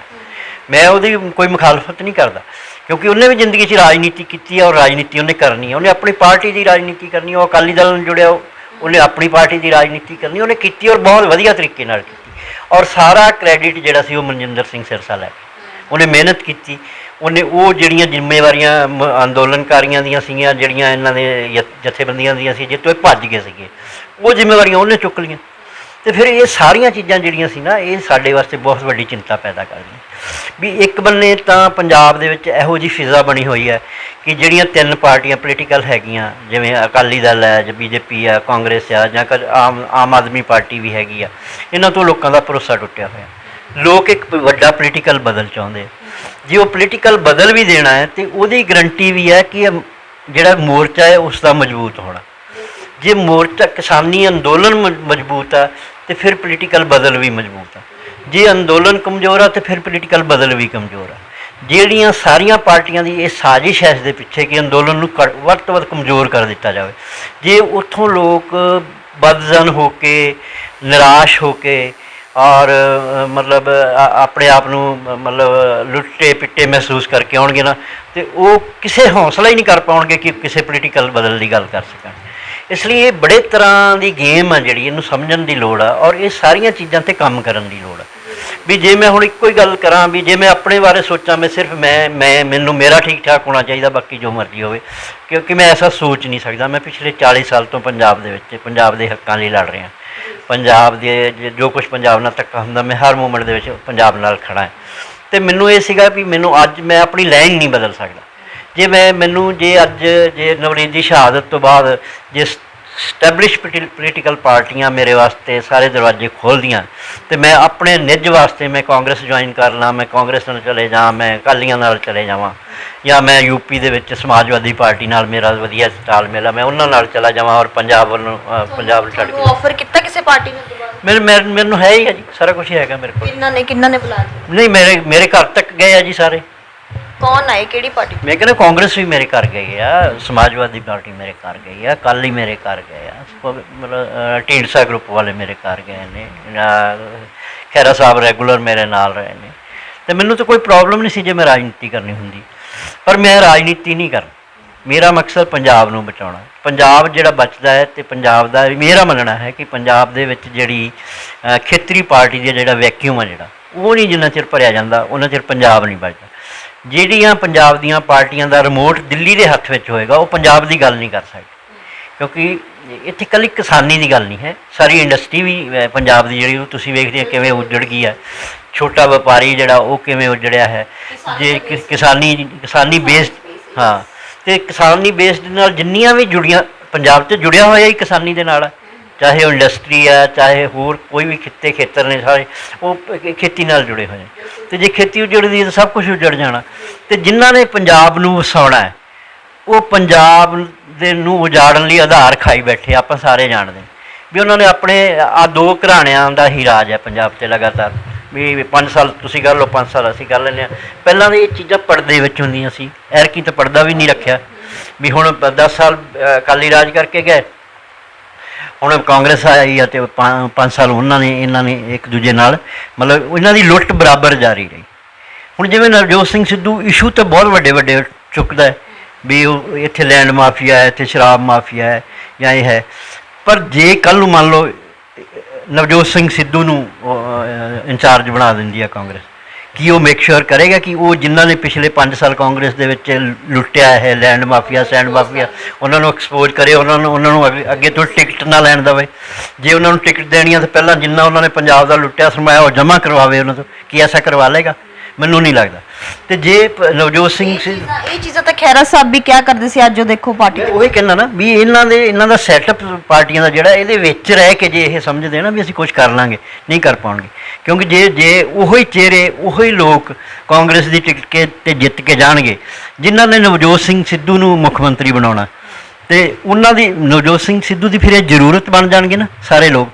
ਅਤੇ ਜਿਹੜੇ ਲੋਕ ਨਵਜੋਤ ਸਿੰਘ ਸਿੱਧੂ ਦੀ ਜ਼ਰੂਰਤ ਬਣ ਜਾਣਗੇ ਫਿਰ ਉਹ ਲੈਂਡ ਮਾਫੀਆ ਵੀ ਉਵੇਂ ਹੀ ਰਹੂਗਾ, ਸੈਂਡ ਮਾਫੀਆ ਵੀ ਉਵੇਂ ਕੇਬਲ ਮਾਫੀਆ ਵੀ ਉਵੇਂ ਰਹੂਗਾ। ਇਹ ਸਾਰੀਆਂ ਲੋਕਾਂ ਦੇ ਅੱਖਾਂ ਵਿੱਚ ਘੱਟਾ ਪਾਉਣ ਵਾਲੀ ਗੱਲ ਆ ਵੀ ਆਹ ਜਿਹੜਾ ਚਿਹਰਾ ਮੋਹਰਾ ਜਿਹੜਾ ਇਹ ਹੁਣ ਇਹ ਪਿੱਟ ਗਿਆ ਹੈ ਅਤੇ ਇੱਕ ਨਵਾਂ ਚਿਹਰਾ ਉਭਾਰ ਲਿਆ ਜਾਵੇ। ਹੁਣ ਇਹਨਾਂ ਨੇ ਹੁਣ ਕਾਂਗਰਸ ਨੇ ਮਤਲਬ ਕਾਂਗਰਸ ਬਚਾਉਣ ਵਾਸਤੇ ਇੱਕ ਬੰਦੇ ਨੂੰ ਬਲੇਮ ਕਰਕੇ ਸਾਰਾ ਇਹਨਾਂ ਨੇ ਕੈਪਟਨ ਨੂੰ ਉਹਨੂੰ ਦਾਗਦਾਰ ਕਰਤਾ ਅਤੇ ਸਿੱਧੂ ਨੂੰ ਇੱਕ ਫਰੈਸ਼ ਚਿਹਰੇ ਵਜੋਂ ਉਹਨੂੰ ਲੈ ਆਉਂਦਾ। ਮੇਰਾ ਇਹ ਪੱਕਾ ਯਕੀਨ ਹੈ ਕਿ ਇਹ ਲੋਕ ਪੰਜਾਬ ਨਹੀਂ ਬਚਾ ਸਕਦੇ। ਕਿਉਂਕਿ ਪੰਜਾਬ ਉਹੀ ਲੋਕ ਬਚਾਉਣਗੇ ਜਿਹੜੇ ਪੰਜਾਬ ਦੇ ਲੋਕ ਨੇ, ਅਤੇ ਉਹਨੂੰ ਬਚਾਉਣ ਵਾਸਤੇ ਕਿਸਾਨੀ ਸੰਘਰਸ਼ ਦਾ ਸਭ ਤੋਂ ਵੱਡਾ ਯੋਗਦਾਨ, ਕਿਉਂਕਿ ਕਿਸਾਨੀ ਸੰਘਰਸ਼ ਨੇ ਇੱਕ ਬਹੁਤ ਵੱਡੀ ਚੇਤਨਾ ਪੰਜਾਬ ਵਿੱਚ ਪੈਦਾ ਕੀਤੀ ਹੈ। ਜੇ ਕਿਸਾਨੀ ਸੰਘਰਸ਼ ਮਜ਼ਬੂਤ ਰਹਿੰਦਾ ਹੈ, ਚਾਹੇ 2022 ਤੱਕ ਕੋਈ ਫੈਸਲਾ ਨਾ ਹੋਵੇ, ਪਰ ਉਹਦੀ ਮਜ਼ਬੂਤੀ, ਉਹਦੀ ਦ੍ਰਿੜਤਾ, ਉਹਦਾ ਜਾਹੋ ਜਲਾਲ ਜੇ ਕਾਇਮ ਰਹਿੰਦਾ ਹੈ ਤਾਂ ਇੱਥੇ ਬਦਲ ਜਿਹੜਾ ਬਹੁਤ ਆਸਾਨੀ ਨਾਲ ਹੋ ਜਾਏਗਾ। ਜੇ ਕਿਸਾਨੀ ਮੋਰਚਾ ਕਮਜ਼ੋਰ ਹੁੰਦਾ ਹੈ, ਉੱਥੋਂ ਲੋਕ ਬੇਦਿਲ ਹੋ ਜਾਂਦੇ ਆ, ਲੋਕ ਸਮਝਦੇ ਆ ਵੀ ਮੋਰਚੇ ਦਾ ਕੋਈ ਹੱਲ ਨਹੀਂ ਹੋਇਆ, ਕੋਈ ਫੈਸਲਾ ਨਹੀਂ ਹੋਇਆ, ਚਾਹੇ ਉੱਥੇ ਫੈਸਲਾ ਹੋਵੇ ਜਾਂ ਨਾ ਹੋ, ਫਿਰ ਬਦਲ ਦੀਆਂ ਸੰਭਾਵਨਾ ਜਿਹੜੀਆਂ ਉਹ ਬਹੁਤ ਘੱਟ ਜਾਂਦੀਆਂ। ਇਸ ਲਈ ਮੇਰੇ ਸਾਰੇ ਪੱਖਾਂ 'ਤੇ ਜਿਹੜਾ ਮੈਂ ਸੋਚ ਕੇ ਮੈਂ ਫਿਰ ਉਸੇ ਨਤੀਜੇ ਦਾ ਪਹੁੰਚਿਆ ਵੀ ਇੱਕ ਤਾਂ ਇਹ ਨੌਜਵਾਨ ਜਿਹੜਾ ਬੇਦਿਲ ਹੋਇਆ ਇਹਨਾਂ ਨੂੰ ਇੱਕ ਪਲੇਟਫਾਰਮ ਦਿੱਤਾ ਜਾਵੇ ਵੀ ਤੁਸੀਂ ਇਸ ਪਲੇਟਫਾਰਮ 'ਤੇ ਖੜ੍ਹੇ ਹੋ ਕੇ ਆਪਣੀ ਗੱਲ ਆਪ ਕਰੋ। ਜੇ ਤੁਹਾਡੀ ਗੱਲ ਨਹੀਂ ਸੁਣਦੇ ਤਾਂ ਤੁਸੀਂ ਰੋ ਕੇ ਨਾ ਸੁਣਾਓ ਕਿਸੇ ਨੂੰ, ਵੀ ਜਾਂ ਉਹਨਾਂ ਦੀਆਂ ਮਿੰਨਤਾਂ ਨਾ ਕੱਢੋ, ਜਾਂ ਉਹਨਾਂ ਦੇ ਸਾਹਮਣੇ ਕਲਮੇ ਨਾ ਪੜ੍ਹੋ ਵੀ ਜਿਵੇਂ ਉਹ ਪੜ੍ਹਾਉਂਦੇ ਆ ਤੁਹਾਡੇ ਤੋਂ, ਵੀ ਉਹੀ ਇਸ ਸਟੇਜ 'ਤੇ ਚੜ੍ਹ ਸਕਦਾ ਜੇ ਕਿਸੇ ਜਥੇਬੰਦੀ ਦਾ ਹੈਗਾ, ਉਹੀ ਇੱਥੇ ਆ ਸਕਦਾ। ਸਾਨੂੰ ਲਿਖ ਕੇ ਦਿਓ ਵੀ ਅਸੀਂ ਆਹ ਕਹਾਂਗੇ, ਆਹ ਬੋਲਾਂਗੇ, ਐਵੇਂ ਤੁਰਾਂਗੇ, ਐਵੇਂ ਬੈਠਾਂਗੇ, ਤਾਂ ਤੁਸੀਂ ਮੋਰਚੇ ਵਿੱਚ ਆ ਸਕਦੇ ਹਾਂ। ਅਤੇ ਜੇ ਇਹੋ ਜਿਹੀ ਤੁਸੀਂ ਜ਼ਮੀਰ ਮਾਰ ਕੇ ਆਪਣੀ ਔਰ ਉਹਨਾਂ ਦੇ ਸਾਹਮਣੇ ਕਲਮੇ ਪੜ੍ਹ ਕੇ ਜੇ ਤੁਸੀਂ ਮੋਰਚੇ ਵਿੱਚ ਜਾਣਾ, ਤਾਂ ਇਹੋ ਜਿਹੇ ਜਾਣ ਨਾਲੋਂ ਤਾਂ ਤੁਸੀਂ ਨਾ ਜਾਓ ਚੰਗਾ। ਤੁਸੀਂ ਮੋਰਚੇ ਦੀ ਧਿਰ ਬਣ ਕੇ ਖੜ੍ਹੇ ਹੋ, ਤੁਹਾਡੀ ਮਜ਼ਬੂਤੀ ਨਾਲ ਮੋਰਚਾ ਮਜ਼ਬੂਤ ਹੋਇਆ। ਅੱਜ ਜਿਹੜੇ ਲੀਡਰ ਇਸ ਪੋਜੀਸ਼ਨ 'ਚ ਹੋਏ ਕਿ ਉਹ ਤੁਹਾਨੂੰ ਵੀ ਗਾਲਾਂ ਕੱਢ ਸਕਦੇ ਆ ਔਰ ਸੈਂਟਰ ਨੂੰ ਵੀ ਗਾਲਾਂ ਕੱਢ ਸਕਦੇ ਆ, ਔਰ ਮੰਤਰੀ ਜਿਹੜੇ ਆ ਪ੍ਰਧਾਨ ਮੰਤਰੀ ਤੱਕ ਤੁਹਾਡੀ ਗੱਲ ਸੁਣਦਾ ਹੈ, ਅਤੇ ਉਹ ਤੁਹਾਡੇ ਮੋਢਿਆਂ 'ਤੇ ਚੜ੍ਹ ਕੇ ਗਏ ਉੱਥੇ। ਅਤੇ ਜਿਨ੍ਹਾਂ ਮੋਢਿਆਂ 'ਤੇ ਚੜ੍ਹ ਕੇ ਉਹ ਉੱਥੇ ਗਏ ਆ ਜੀ, ਉਹਨਾਂ ਮੋਢਿਆਂ ਨੂੰ ਹੀ ਉਹ ਨੇੜੇ ਨਹੀਂ ਲੱਗਣ ਦਿੰਦੇ, ਔਰ ਉਹਨਾਂ ਨੂੰ ਆਪਣੇ ਪੈਰਾਂ ਥੱਲੇ ਰੋਲਣਾ ਚਾਹੁੰਦੇ ਆ, ਅਤੇ ਤੁਹਾਨੂੰ ਆਪਣੇ ਪੈਰਾਂ 'ਤੇ ਫਿਰ ਆਪ ਖੜ੍ਹੇ ਹੋਣਾ ਚਾਹੀਦਾ। ਹੁਣ ਇਸ ਕਰਕੇ ਇਹ ਜਥੇਬੰਦੀ ਬਣਾਈ ਗਈ ਹੈ ਕਿ ਨੌਜਵਾਨਾਂ 'ਚ ਇੱਕ ਤਾਂ ਸਵਾਭਿਮਾਨ ਪੈਦਾ ਹੋਵੇ ਵੀ ਜਿਹੜੇ ਇਹਨਾਂ ਦਾ ਉਹ ਗਵਾਉਣਾ ਚਾਹੁੰਦੇ ਆ, ਜਿਹੜੇ ਮੋਰਚੇ ਦੇ ਆਗੂ ਆ ਨਾ, ਇਹਨਾਂ ਦਾ ਸਵਾਭਿਮਾਨ ਮਾਰ ਕੇ ਇਹਨਾਂ ਨੂੰ ਆਪਣੇ ਨਾਲ ਲੈਣਾ ਚਾਹੁੰਦੇ, ਜਿਹੜਾ ਫਿਰ ਇਹ ਕਿਸੇ ਕੰਮ ਦੇ ਨਹੀਂ, ਫਿਰ ਇਹ ਭਾਵੇਂ ਜਾਣ ਅਤੇ ਭਾਵੇਂ ਨਾ ਜਾਣ। ਜੇ ਉੱਥੇ ਜਾਣ ਅਤੇ ਆਪਣੇ ਮਾਣ ਸਨਮਾਨ ਨਾਲ ਜਾਣ ਅਤੇ ਫਿਰ ਮੋਰਚੇ ਦੀ ਚੜ੍ਹਤ। ਮੇਰਾ ਇਹੀ ਮੰਨਣਾ ਹੈ ਕਿ ਜੇ ਇਹ ਆਪਣਾ ਸਵਾਭਿਮਾਨ ਮਾਰ ਕੇ, ਉਹਨਾਂ ਦੇ ਸਾਹਮਣੇ ਕਲਮੇ ਪੜ੍ਹ ਕੇ, ਉਹਨਾਂ ਦੀ ਮਰਜ਼ੀ ਨਾਲ ਸਟੇਜ 'ਤੇ, ਜਿਵੇਂ ਉਹ ਕਹਿੰਦੇ ਆ ਜੀ, ਹਾਂਜੀ, ਫਿਰ ਜੇ ਸਟੇਜ 'ਤੇ ਚੜ੍ਹਨ ਦਾ ਇਹੀ ਸ਼ਰਤ ਹੈ ਵੀ ਤੁਸੀਂ ਕਿਹੜੇ ਜਥੇਬੰਦੀ ਦੇ ਆ, ਅਤੇ ਫਿਰ ਇਹ ਕਿਸੇ ਨਾ ਕਿਸੇ ਜਥੇਬੰਦੀ ਦੀ ਪੂਛ ਫੜਦੇ ਆ ਵੀ ਸਾਨੂੰ ਬਣਾ ਲਓ ਜੀ ਜਥੇਬੰਦੀ ਦਾ ਮੈਂਬਰ, ਤਾਂ ਕਿ ਅਸੀਂ ਉੱਥੇ ਜਾ ਸਕੀਏ। ਅਤੇ ਇਹ ਸਾਰੀਆਂ ਚੀਜ਼ਾਂ ਜਿਹੜੀਆਂ ਨੇ, ਇਹਨਾਂ ਨੂੰ ਧਿਆਨ ਵਿੱਚ ਰੱਖਦਿਆਂ ਹੋਇਆ ਫਿਰ ਅਸੀਂ ਇਹੀ ਮੈਂ ਸੋਚਿਆ ਵੀ ਇਹਨਾਂ ਦਾ ਕੋਈ ਆਪਣਾ ਪਲੇਟਫਾਰਮ ਬਣਾਇਆ ਜਾਵੇ ਜਿੱਥੇ ਖੜ੍ਹ ਕੇ ਬੜੇ ਮਾਣ ਸਨਮਾਨ ਨਾਲ ਆਪਣੀ ਗੱਲ ਕਹਿ ਸਕੀਏ। ਇਹ ਤਾਂ ਤੁਸੀਂ ਦੱਸਤਾ ਕਿ ਕਿਉਂ ਤੁਸੀਂ ਜਥੇਬੰਦੀ ਬਣਾਈ। ਮੈਂ ਇਹ ਪੁੱਛਣਾ ਚਾਹੁੰਦੀ ਹਾਂ ਤੁਹਾਡੇ ਤੋਂ ਕਿ ਜਿਸ ਤਰ੍ਹਾਂ ਕਿਸਾਨੀ ਸੰਘਰਸ਼ ਹੁਣ ਚੱਲ ਰਿਹਾ ਹੈ, ਜਦੋਂ ਇਹ ਸ਼ੁਰੂ ਹੋਇਆ ਸੀ ਉਦੋਂ ਲੱਖਾਂ ਦੀ ਤਾਦਾਦ ਦੇ ਵਿੱਚ ਲੋਕ ਉੱਥੇ ਪਹੁੰਚੇ ਸਨ, ਪਰ ਹੁਣ ਕੁਝ ਕੁ ਹਜ਼ਾਰ ਲੋਕੀ ਉੱਥੇ ਰਹਿ ਗਏ ਨੇ। ਜਿਸ ਤਰ੍ਹਾਂ ਦਾ ਹੁਣ ਸਿਸਟਮ ਉੱਥੇ ਚੱਲ ਰਿਹਾ, ਤੁਸੀਂ ਲੱਗਦਾ ਵੀ ਆਪਾਂ ਜਿੱਤ ਪ੍ਰਾਪਤ ਕਰ ਸਕਾਂਗੇ, ਕਿਸਾਨੀ ਇਹ ਸੰਘਰਸ਼ ਜਿਹੜਾ ਹੈ ਜਿੱਤ ਪ੍ਰਾਪਤ ਕਰ ਸਕੇਗਾ? ਇਹ ਸਵਾਲ ਤਾਂ ਉਹਨਾਂ 'ਤੇ ਹੈਗਾ ਹੀ ਆ, ਜਥੇਬੰਦੀਆਂ ਦੇ ਆਗੂਆਂ 'ਤੇ। ਇਸ ਸਵਾਲ ਦਾ ਤਾਂ ਉਹ ਜਵਾਬ ਦੇਣ ਵੀ ਉਹ ਸਮਾਂ ਮੈਂ ਬਾਪੂ ਜੀ ਤੁਹਾਡਾ ਵਿਊ ਪੁਆਇੰਟ। ਮੇਰਾ ਬਿਲਕੁਲ ਇਹ ਮੰਨਣਾ ਹੈ ਕਿ ਇਹਨਾਂ ਹਾਲਾਤਾਂ ਵਿੱਚ ਅਸੀਂ ਜਿੱਤ ਨਹੀਂ ਸਕਦੇ। ਜੋ ਜਿਸ ਕਾਜ਼ ਲਈ ਇਹ ਮੋਰਚਾ ਲੱਗਿਆ, ਜਿਹੜੀਆਂ ਪ੍ਰਾਪਤੀਆਂ ਮੋਰਚੇ ਨੇ ਕਰਨੀਆਂ ਸੀ, ਕਰ ਸਕਦੀਆਂ ਸੀ, ਜੇ ਇਸੇ ਤਰ੍ਹਾਂ ਦੇ ਹਾਲਾਤ ਰਹੇ ਤਾਂ ਉਹ ਪ੍ਰਾਪਤੀਆਂ ਨਹੀਂ ਹੋ ਸਕਦੀਆਂ। ਅਤੇ ਜੇ ਅਸੀਂ ਕੋਈ ਪ੍ਰਾਪਤੀਆਂ ਨਹੀਂ ਕਰਦੇ, ਅਤੇ ਜੇ ਇਹ ਸੰਘਰਸ਼ ਹਾਰ ਜਾਂਦਾ ਹੈ, ਜਿਹਨੂੰ ਵਿਸ਼ਵ ਪੱਧਰ 'ਤੇ ਲੋਕਾਂ ਨੇ ਸਵੀਕਾਰ ਕੀਤਾ, ਔਰ ਹਿਸਟਰੀ ਦੇ ਵਿੱਚ ਇਹ ਆਪਣੇ ਤਰੀਕੇ ਦਾ ਇੱਕ ਵੱਖਰਾ ਅੰਦੋਲਨ ਸਟੈਬਲਿਸ਼ ਹੋਇਆ, ਜੇ ਇੰਨੀ ਵੱਡੀ ਸਪੋਰਟ, ਐਡਾ ਵੱਡਾ ਸਮਰਥਨ ਦੇ ਬਾਵਜੂਦ ਵੀ ਜੇ ਅਸੀਂ ਆਪਣੀ ਉੱਥੇ ਗੱਲ ਨਹੀਂ ਮਨਾ ਸਕਦੇ ਜਿਹੜੀ ਜਾਇਜ਼ ਆ, ਇੱਕ ਤਾਂ ਤੁਸੀਂ ਨਜਾਇਜ਼ ਗੱਲ ਮਨਾਉਣੀ ਆ, ਜਿਹੜੀਆਂ ਤੁਹਾਡੀਆਂ ਜਾਇਜ਼ ਮੰਗਾਂ ਹੈ ਔਰ ਇੰਨਾ ਵੱਡਾ ਉਹਨੂੰ ਸਮਰਥਨ ਮਿਲਿਆ, ਜੇ ਉਹਨੂੰ ਤੁਸੀਂ ਨਹੀਂ ਮਨਾਉਂਦੇ ਤਾਂ ਫਿਰ ਤੁਸੀਂ ਅਗਲੇ 50 ਸਾਲ ਖੜ੍ਹੇ ਨਹੀਂ ਹੋ ਸਕਦੇ। ਔਰ ਜਿਹੜਾ ਸਭ ਤੋਂ ਵੱਡਾ ਇੰਪੈਕਟ ਜਿਹੜਾ ਇਹਦਾ ਪੈ ਰਿਹਾ ਪੰਜਾਬ ਦੇ ਉੱਤੇ, ਜਿਹੜਾ ਆਉਣ ਵਾਲੇ ਸਮੇਂ 'ਚ ਪਏਗਾ, ਜੇ ਅਸੀਂ ਉੱਥੋਂ ਜਿੱਤ ਕੇ ਨਹੀਂ ਆਉਂਦੇ, ਅਸੀਂ ਹਾਰ ਕੇ ਆਉਂਦੇ ਹਾਂ, ਅਤੇ ਪੰਜਾਬ ਦੇ ਵਿੱਚ ਜਿਹੜਾ ਉਜਾੜਾ ਪਹਿਲਾਂ ਸ਼ੁਰੂ ਹੋਇਆ ਨਾ, ਨੌਜਵਾਨ ਜਹਾਜ਼ ਭਰ ਕੇ ਬਾਹਰ ਨੂੰ ਉੱਡ ਰਹੇ, ਜੇ ਉੱਥੋਂ ਬੇਦਿਲ ਹੁੰਦਾ ਅੰਦੋਲਨ ਤੋਂ ਕੁਛ ਨਹੀਂ ਨਿਕਲਦਾ, ਅਤੇ ਅਗਲਾ ਆਉਣ ਵਾਲਾ ਸਮਾਂ ਜਿਹੜਾ ਇਹਦੋਂ ਵੀ ਭਿਆਨਕ ਹੋ ਜਾਏਗਾ। ਕਿਉਂਕਿ ਬਹੁਤ ਅਜੋਕੀ ਜਿਹਨੂੰ ਕਹਿੰਦੇ ਸਿਆਸਤ ਚੱਲ ਰਹੀ ਹੈ, ਔਰ ਜੋ ਉੱਥੇ ਜਥੇਬੰਦੀਆਂ ਬੈਠੀਆਂ ਨੇ ਉਹੀ ਸਿਆਸਤ ਕਰ ਰਹੀ ਨੇ। ਕਿਉਂਕਿ ਆਪਾਂ ਜੇ ਕੋਈ ਮੋਰਚਾ ਜਿੱਤਣਾ ਵੀ ਹੈ, ਕੋਈ ਫਤਿਹ ਵੀ ਕਰਨਾ, ਤਾਂ ਉਹਦੇ ਲਈ ਏਕਤਾ ਬਹੁਤ ਜ਼ਰੂਰੀ ਹੈ, ਇੱਕ ਹੋਣਾ ਬਹੁਤ ਜ਼ਰੂਰੀ ਹੈ। ਉੱਥੇ ਜੋ ਲੋਕੀ ਬੈਠੇ ਨੇ ਉਹ ਇਹੀ ਦਿਖਾਈ ਦੇ ਰਿਹਾ ਵੀ ਇੱਕ ਨਹੀਂ ਹਨ। ਇਹੀ ਤਾਂ ਹੈ ਨਾ ਵੀ ਸਭ ਤੋਂ ਪਹਿਲਾਂ ਤਾਂ ਜਿਹੜੀ ਮੋਰਚੇ ਦੀ ਲੀਡਰਸ਼ਿਪ ਹੈ, ਉਹਨਾਂ ਦੇ ਵਿੱਚ ਏਕਤਾ, ਉਹ ਕਹਿੰਦੇ ਅਸੀਂ ਸਾਡੀ ਏਕਤਾ ਹੋਈ ਮੁੱਦਿਆਂ 'ਤੇ ਅਸੀਂ ਏਕਤਾ ਹੋਈ, ਪਰ ਉਹ ਦਿਸਦੀ ਨਹੀਂ ਹੈਗੀ, ਕਿਉਂਕਿ ਉਹ ਬਾਹਰ ਸਟੇਜਾਂ 'ਤੇ ਵੀ ਨਸ਼ਰ ਹੁੰਦੀ ਆ, ਆਪਸ ਵਿੱਚ ਇਹਨਾਂ ਦੇ ਜਿਹੜੇ ਬਿਖਰਾਵ ਵੀ ਸਾਹਮਣੇ ਵੀ ਦਿਖਦੇ ਨੇ। ਜੇ ਅੱਜ 26 ਜਨਵਰੀ ਦੀ ਕਾਲ ਤੋਂ ਬਾਅਦ, ਉਸ ਤੋਂ ਬਾਅਦ ਕੋਈ ਵੀ ਇਹ ਦਿੱਲੀ ਵੱਲ ਮੂੰਹ ਕਰਕੇ ਕਾਲ ਨਹੀਂ ਦੇ ਸਕੇ, ਅਤੇ ਉਹਦੀ ਵਜ੍ਹਾ ਇਹੀ ਹੈ ਕਿ ਆਪਸ ਵਿੱਚ ਇਹਨਾਂ ਦੇ ਏਕਤਾ ਇਤਫਾਕ ਨਹੀਂ ਹੈਗਾ। ਔਰ ਇਹ ਕਿਉਂਕਿ ਜਦੋਂ ਮੈਨੂੰ ਤੁਹਾਡੇ ਨਾਲ ਮੇਰੇ ਨਾਲ ਦੇ 'ਤੇ ਹੀ ਭਰੋਸਾ ਨਹੀਂ, ਤੇ ਮੈਂ ਕਿਸ ਭਰੋਸੇ 'ਤੇ ਗਾਂ ਦੁਸ਼ਮਣ ਨਾਲ ਲੜਨ ਜਾਵਾਂਗਾ। ਤੇ ਦੁਸ਼ਮਣ ਨਾਲ ਲੜਨ ਦੀ ਤਾਕਤ ਆਪਸੀ ਭਰੋਸਾ ਹੀ ਹੁੰਦਾ ਹੈ, ਤੇ ਉਹ ਇਹਨਾਂ ਕੋਲ ਹੈ ਨਹੀਂਗਾ। ਇਸ ਲਈ ਇਹ ਕੋਈ ਬਹਾਨਾ ਮਾਰਨ ਭਾਵੇਂ, ਇਸ ਲਈ ਇਹਨਾਂ ਨੇ ਜਿਹੜੀ ਦਿੱਲੀ ਕਾਲ ਦਿੱਤੀ ਸੀਗੀ ਸੰਸਦ ਮਾਰਚ ਦੀ, ਸੰਸਦ ਦੇ ਘਰਾਵ ਦੀ, ਇਸੇ ਡਰ 'ਚੋਂ ਉਹ ਵਾਪਸ ਹੋਈ।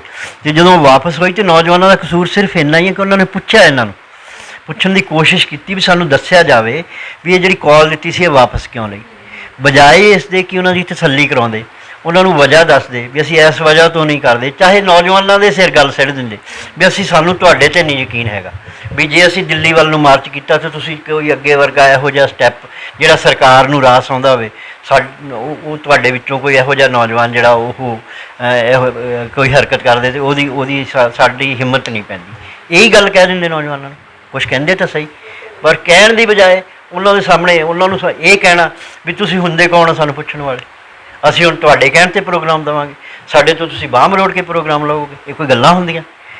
ਵੀ ਇਹ ਸਾਰੀਆਂ ਚੀਜ਼ਾਂ ਜਿਹੜੀਆਂ ਹੈਗੀਆਂ ਇਹ ਮੋਰਚੇ ਨੂੰ ਕਮਜ਼ੋਰ ਕਰਨ ਵਾਲੀਆਂ ਨੇ। ਜਿਹੜੀਆਂ ਮੋਰਚੇ ਦੀ ਜਿਹੜੀ ਲੀਡਰਸ਼ਿਪ ਆ, ਜਿਹੜੀ ਜਿੰਨਾ ਚਿਰ ਉਹਨਾਂ ਦੇ ਵਿੱਚ ਆਪਸੀ ਭਰੋਸਾ ਔਰ ਮਜ਼ਬੂਤੀ ਨਹੀਂ ਆਉਂਦੀ, ਉਹਨਾਂ ਚਿਰ ਬਾਹਰ ਵਾਲਿਆਂ ਨੂੰ ਤੁਸੀਂ ਏਕਾ ਕਿਵੇਂ ਕਹਿ ਸਕਦੇ ਹੋ ਕਰਨ ਵਾਸਤੇ। ਇੱਕ ਹੋਰ ਵੀ ਗੱਲ ਕਹੀ ਜਾਂਦੀ, ਕਹਿੰਦੇ ਕਿਸਾਨ ਸਿਰਫ ਪੰਜਾਬ ਦੇ ਬੈਠੇ ਨੇ, ਉੱਥੇ ਹੋਰ ਕਿਸੇ ਸਟੇਟ ਦੇ ਕਿਸਾਨ ਨਹੀਂ ਹੈਗੇ। ਨਹੀਂ, ਸ਼ੁਰੂਆਤ ਜ਼ਰੂਰ ਪੰਜਾਬ ਦੇ ਸੀਗੇ, ਪਰ ਹਰਿਆਣੇ ਦੇ ਨਾਲ ਆਉਣ ਤੋਂ ਬਾਅਦ ਰਾਜਸਥਾਨ ਦਾ ਕਿਸਾਨ ਆਇਆ, ਯੂਪੀ ਦਾ ਕਿਸਾਨ ਆਇਆ ਹੈ, ਉੱਤਰਾਖੰਡ ਦਾ ਆਇਆ ਹੈ।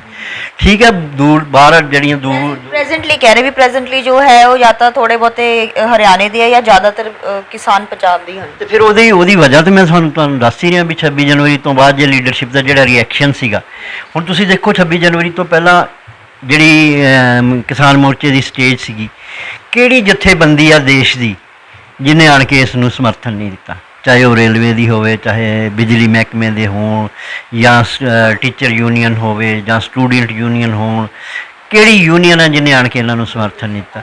ਪਰ ਉਸ ਸਪੋਰਟ ਨੂੰ ਆਪਣੇ ਵਿੱਚ ਸਮੋ ਕੇ, ਆਪਣੀ ਤਾਕਤ ਬਣਾ ਕੇ ਜਿਹੜਾ ਲੜਨਾ ਸੀ, ਉਹ 'ਚ ਕਿਸਾਨ ਮੋਰਚੇ ਦੀ ਲੀਡਰਸ਼ਿਪ ਨੇ ਲੜਨਾ ਸੀ ਨਾ। ਹੁਣ ਮੈਂ ਗਿਆ, ਮੈਂ ਉੱਥੇ ਸਮਰਥਨ ਦਿੱਤਾ, ਮੈਨੂੰ ਫਿਰ ਕਿਸੇ ਨੇ ਪੁੱਛਿਆ ਨਹੀਂ, ਮੈਂ ਘਰੇ ਆ ਗਿਆ, ਤੇ ਉਹ ਸਮਰਥਨ ਜਿਹੋ ਜਿਹਾ ਦਿੱਤਾ, ਜਿਹੋ ਜਿਹਾ ਨਾ ਦਿੱਤਾ, ਉਹਦਾ ਕੋਈ ਫਾਇਦਾ ਨਹੀਂ ਚੁੱਕ ਸਕੀ ਸਾਡੀ ਲੀਡਰਸ਼ਿਪ, ਜਦ ਕਿ ਫਾਇਦਾ ਚੁੱਕ ਸਕਦੀ ਸੀ। ਇਹ ਉਹਨਾਂ ਨੂੰ ਰੈਗੂਲਰ ਕਰਨਾ ਚਾਹੀਦਾ ਸੀ, ਇਹ ਸਪੋਰਟ ਉਹਨਾਂ ਦੀ ਰੈਗੂਲਰ ਕਰਨੀ ਚਾਹੀਦੀ ਸੀ। ਔਰ ਰੈਗੂਲਰ ਤਾਂ ਹੋ ਸਕਦੀ ਸੀ ਵੀ ਜਿਹੜੇ ਲੋਕ ਸਪੋਰਟ ਦੇਣ ਆਉਂਦੇ ਉਹਨਾਂ ਨੂੰ ਸਪੇਸ ਦਿੰਦੇ ਹੋ, ਉਹਨਾਂ ਨੂੰ ਮਾਨ ਸਨਮਾਨ ਦਿੰਦੇ, ਉਹਨਾਂ ਨੂੰ ਆਪਣੇ ਨਾਲ ਬਿਠਾਉਂਦੇ ਹੋ। ਤੇ ਉੱਥੇ ਨਾਲ ਬਿਠਾਉਣ ਵਾਸਤੇ ਤਾਂ ਸ਼ਰਤ ਇੱਕੋ ਆ ਵੀ ਜਿਹੜਾ ਜਥੇਬੰਦੀਆਂ ਦਾ ਮੈਂਬਰ ਆ ਉਹ ਹੀ ਸਾਡੇ ਸਟੇਜ 'ਤੇ ਚੜ੍ਹ ਕੇ ਆ ਕੇ ਬੋਲ ਸਕਦਾ। ਵੈਸੇ ਤਾਂ ਇੰਨਾ ਜਦੋਂ ਤੁਸੀਂ ਆਪਣੇ ਦਾਇਰੇ ਇੰਨੇ ਤੰਗ ਕਰ ਲੋਗੇ, ਮਤਲਬ ਕਲਾਵੇ ਬਿਲਕੁਲ ਛੋਟੇ ਕਰ ਲੋਗੇ, ਬੈਰੀਕੇਡ ਇੰਨੇ ਵੱਡੇ ਕਰ ਦੋਗੇ, ਤੇ ਫਿਰ ਨਿਸ਼ਚਿਤ ਤੌਰ 'ਤੇ ਆ ਤੇ ਫਿਰ ਆਪ ਹੀ ਅੰਦੋਲਨ ਨੂੰ ਮਾਰ ਦੇਣ ਵਾਲੀ ਗੱਲ ਆ। ਹੁਣ ਕਿਸੇ ਦੁਸ਼ਮਣ ਨੂੰ ਆਪਾਂ ਕੀ, ਮਤਲਬ ਸਰਕਾਰਾਂ ਦਾ ਬੈਰੀਕੇਡ ਤੋੜਨਾ ਇੰਨਾ ਮੁਸ਼ਕਿਲ ਹੈ ਜਿੰਨਾ ਜਥੇਬੰਦੀਆਂ ਦਾ ਆਪਸੀ ਮਤਭੇਦ ਹੋਇਆ ਉਹਨੂੰ। ਉਹੀ ਨਾ, ਇਹੀ ਆ ਵੀ ਹੁਣ ਸਰਕਾਰ ਤੇ ਆਰਾਮ ਨਾਲ ਬੈਠੀ ਹੈ 26 ਜਨਵਰੀ ਤੋਂ ਬਾਅਦ। 26 ਜਨਵਰੀ ਤੋਂ ਪਹਿਲਾਂ ਜਿਹੜੀਆਂ ਇਹਨਾਂ ਨੂੰ 11 ਮੀਟਿੰਗਾਂ ਹੋਈਆਂ, ਇਹਨਾਂ ਨੂੰ ਵਾਰੀ ਸੱਦੇ ਦਿੰਦੀ ਸੀ। ਹੁਣ ਸੱਦੇ ਦੇਣੇ ਤੇ ਦੂਰ ਕੀ, ਹੁਣ ਅੱਜ ਫਿਰ ਹੀ ਦੱਸਦੇ ਸੀ ਮੁੰਡੇ, ਬਿਆਨ ਆਇਆ ਉਹਦਾ ਖੇਤੀ ਮੰਤਰੀ ਦਾ ਵੀ ਕਾਨੂੰਨਾਂ ਤੋਂ ਬਗੈਰ ਕੋਈ ਗੱਲ ਕਰਨੀ ਆ ਤੇ ਆ ਕੇ ਕਰ ਲਓ। ਤੇ ਬਗੈਰ ਫਿਰ ਉੱਥੇ ਕਿਹੜੀ ਗੱਲ ਆ ਜਿਹੜੀ ਤੁਹਾਡੇ ਨਾਲ ਕਰਨੀ? ਅਸੀਂ ਕੋਈ ਤੁਹਾਡੇ ਨਾਲ ਰਿਸ਼ਤੇਦਾਰੀ ਪਾਉਣੀ ਇੱਥੇ ਗੱਲ ਕਰਨ ਵਾਸਤੇ? ਵੀ ਗੱਲ ਤਾਂ ਸਾਡੇ ਮਸਲਿਆਂ ਦੀ ਆ, ਤੇ ਮਸਲਿਆਂ 'ਤੇ ਤੁਸੀਂ ਸਾਡੇ ਨਾਲ ਗੱਲ ਨਹੀਂ ਕਰਨੀ, ਤੇ ਫਿਰ ਕੀ ਗੱਲ ਕਰਨ ਆਈਏ ਅਸੀਂ ਤੁਹਾਡੇ ਨਾਲ? ਤੁਹਾਡੇ ਸਾਹਮਣੇ ਕੋਈ ਕਲਮਾ ਪੜ੍ਹਨ ਆਈਏ ਅਸੀਂ ਵੀ ਸਾਨੂੰ ਘਰੇ ਜਾਣ ਦਿਓ, ਛੁੱਟੀ ਦਿਓ? ਉਹਦੀ ਤਾਂ ਫਿਰ ਲੋੜ ਹੀ ਨਹੀਂ ਸਾਨੂੰ, ਅਸੀਂ ਆਪੇ ਆ ਜਾਵਾਂਗੇ ਫਿਰ।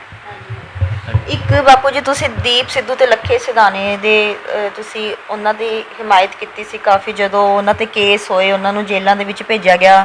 ਹੁਣ ਉਹ ਕਾਫੀ ਕੇਸਾਂ ਦੇ ਵਿੱਚੋਂ ਆਜ਼ਾਦ ਹੋ ਚੁੱਕੇ ਨੇ, ਜ਼ਮਾਨਤਾਂ ਉਹਨਾਂ ਨੂੰ ਮਿਲ ਚੁੱਕੀਆਂ ਨੇ, ਤੇ ਹੁਣ ਤੁਸੀਂ ਕਿੱਦਾਂ ਦੇਖਦੇ ਹੋ ਵੀ ਉਹ ਕਿਸ ਤਰ੍ਹਾਂ ਕਿਸਾਨੀ ਸੰਘਰਸ਼ ਦਾ ਸਾਥ ਦੇਣਗੇ? ਦੇਖੋ, ਜ਼ਮਾਨਤਾਂ ਹੋ ਜਾਣੀਆਂ ਹੀ ਮਸਲੇ ਦਾ ਹੱਲ ਨਹੀਂ ਹੈ। ਜੇ ਜ਼ਮਾਨਤਾਂ ਹੋਣ ਤੋਂ ਬਾਅਦ ਕੇਸ ਵੀ ਚੱਲਣਗੇ ਨਾ, ਤੇ ਜੇ ਮੋਰਚੇ ਦੀ ਲੀਡਰਸ਼ਿਪ ਇੰਨੀ ਕਮਜ਼ੋਰ ਹੈ ਕਿ ਪਹਿਲਾਂ ਉਹਨਾਂ ਨੂੰ ਅਡਾਪਟ ਹੀ ਨਹੀਂ ਕਰਦੀ, ਨਹੀਂ ਕਰਦੀ, ਉਸ ਤੋਂ ਬਾਅਦ ਉਹਨਾਂ ਦੇ ਮੁਕੱਦਮੇ ਨਹੀਂ ਲੜਦੀ, ਉਹਨਾਂ ਲਈ ਜ਼ਮਾਨਤਾਂ ਨਹੀਂ ਲੜਦੀ, ਇਸ ਦਾ ਮਤਲਬ ਹੈ ਕਿ ਉਹਨਾਂ ਦੇ ਜਿਹੜੇ ਕੇਸ ਨੇ ਉਹ ਉਹਨਾਂ ਦੇ ਆਪ ਦੀ ਜ਼ਿੰਮੇ ਹੀ ਪੈ ਜਾਣੇ, ਵੀ ਉਹਨਾਂ ਦੇ ਪਰਿਵਾਰ ਨੇ ਨਹੀਂ ਉਹਨਾਂ ਕੇਸਾਂ ਨੂੰ ਲੜਨਾ, ਜਿਵੇਂ ਅੱਗੇ ਪਿਛਲੇ ਦੌਰ ਵਿੱਚ ਹੋਇਆ। ਹੁਣ ਹਿੰਮਤ ਦੇਖੋ ਵੀ ਇੱਕ ਬੰਨੇ ਅੰਦੋਲਨ ਚੱਲ ਰਿਹਾ, ਤੇ ਇੱਕ ਬੰਨੇ ਦਿੱਲੀ ਦੀ ਪੁਲਿਸ ਆਣ ਕੇ NIA ਦੀ, ਉਹ ਆਣ ਕੇ ਇੱਥੋਂ ਪੰਜਾਬ 'ਚੋਂ ਤਰਨਤਾਰਨ 'ਚੋਂ ਮੁੰਡਾ ਚੱਕ ਕੇ ਲੈ ਗਏ। ਔਰ ਮਤਲਬ ਇੱਥੋਂ ਤੱਕ ਉਹਨਾਂ ਦੇ ਹੌਸਲੇ ਵਧੇ ਹੋਏ ਆ।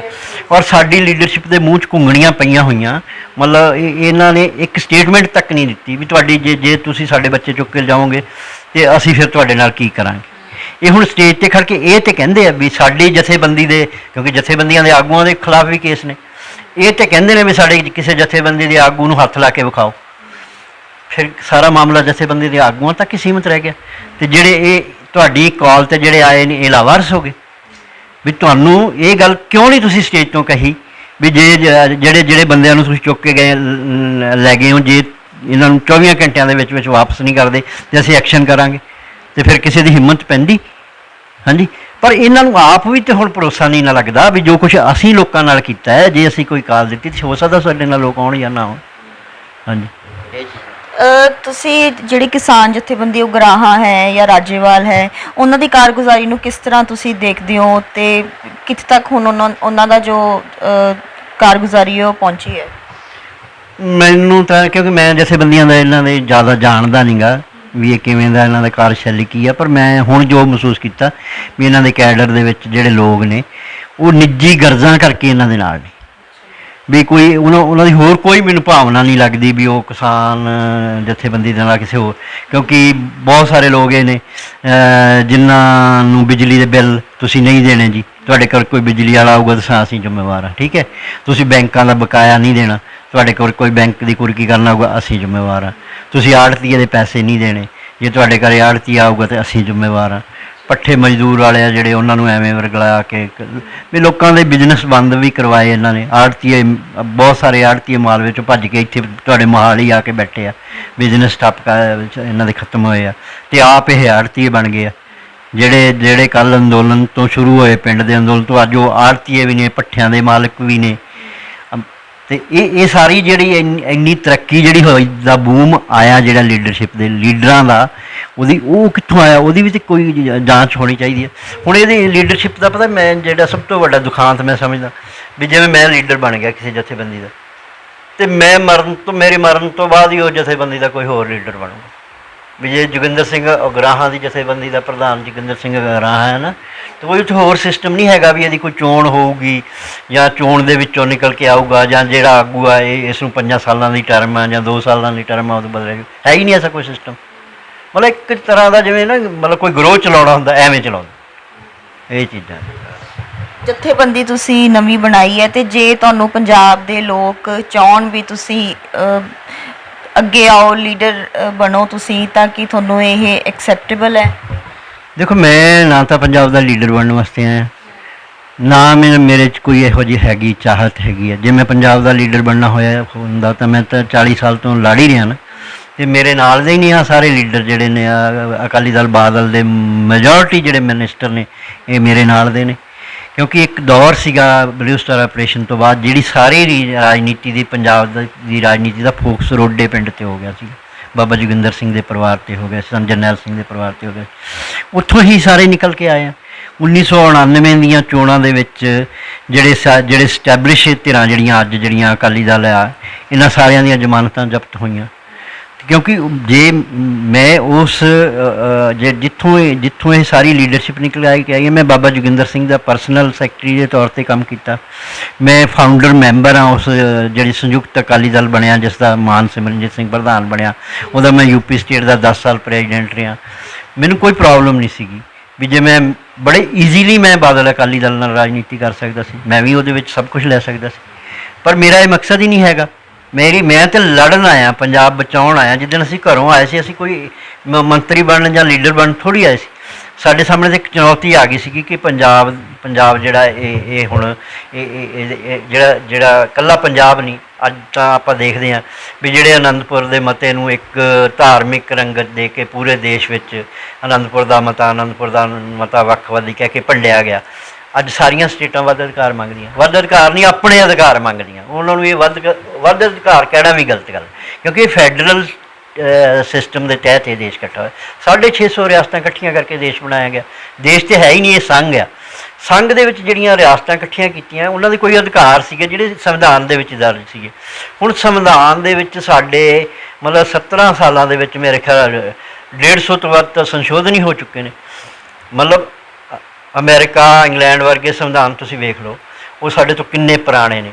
ਉਹਨਾਂ ਵਿੱਚ ਮੇਰੇ ਖਿਆਲ ਅਮਰੀਕਾ ਦੇ ਸੰਵਿਧਾਨ ਦੇ ਵਿੱਚ ਇੱਕ ਜਾਂ 2 ਸੰਸ਼ੋਧਨ ਹੋਏ ਇੰਨੇ ਸਮੇਂ ਦੇ ਵਿੱਚ। ਇੰਗਲੈਂਡ 'ਚ ਉਹਨਾਂ ਦਾ ਕੋਈ ਰਿਟਨ ਸੰਵਿਧਾਨ ਹੀ ਹੈ ਨਹੀਂ ਗਾ, ਉਹਨਾਂ ਦੀਆਂ ਕੋਈ ਛੋਟੀਆਂ ਜਿਹੀਆਂ ਸ਼ਰਤਾਂ ਨੇ। ਸਾਡੇ ਕੋਲ ਐਡਾ ਪੋਥਾ ਤਾਂ ਪਹਿਲਾਂ ਬਾਬਾ ਉਹ ਲਿਖ ਕੇ ਦੇ ਕੇ ਗਿਆ, ਭੀਮ ਰਾਓ ਅੰਬੇਡਕਰ, ਇੱਕ ਇੱਕ ਚੀਜ਼ ਉਹਨੇ ਡਿਫਾਈਨ ਕੀਤੀ ਹੋਈ ਆ।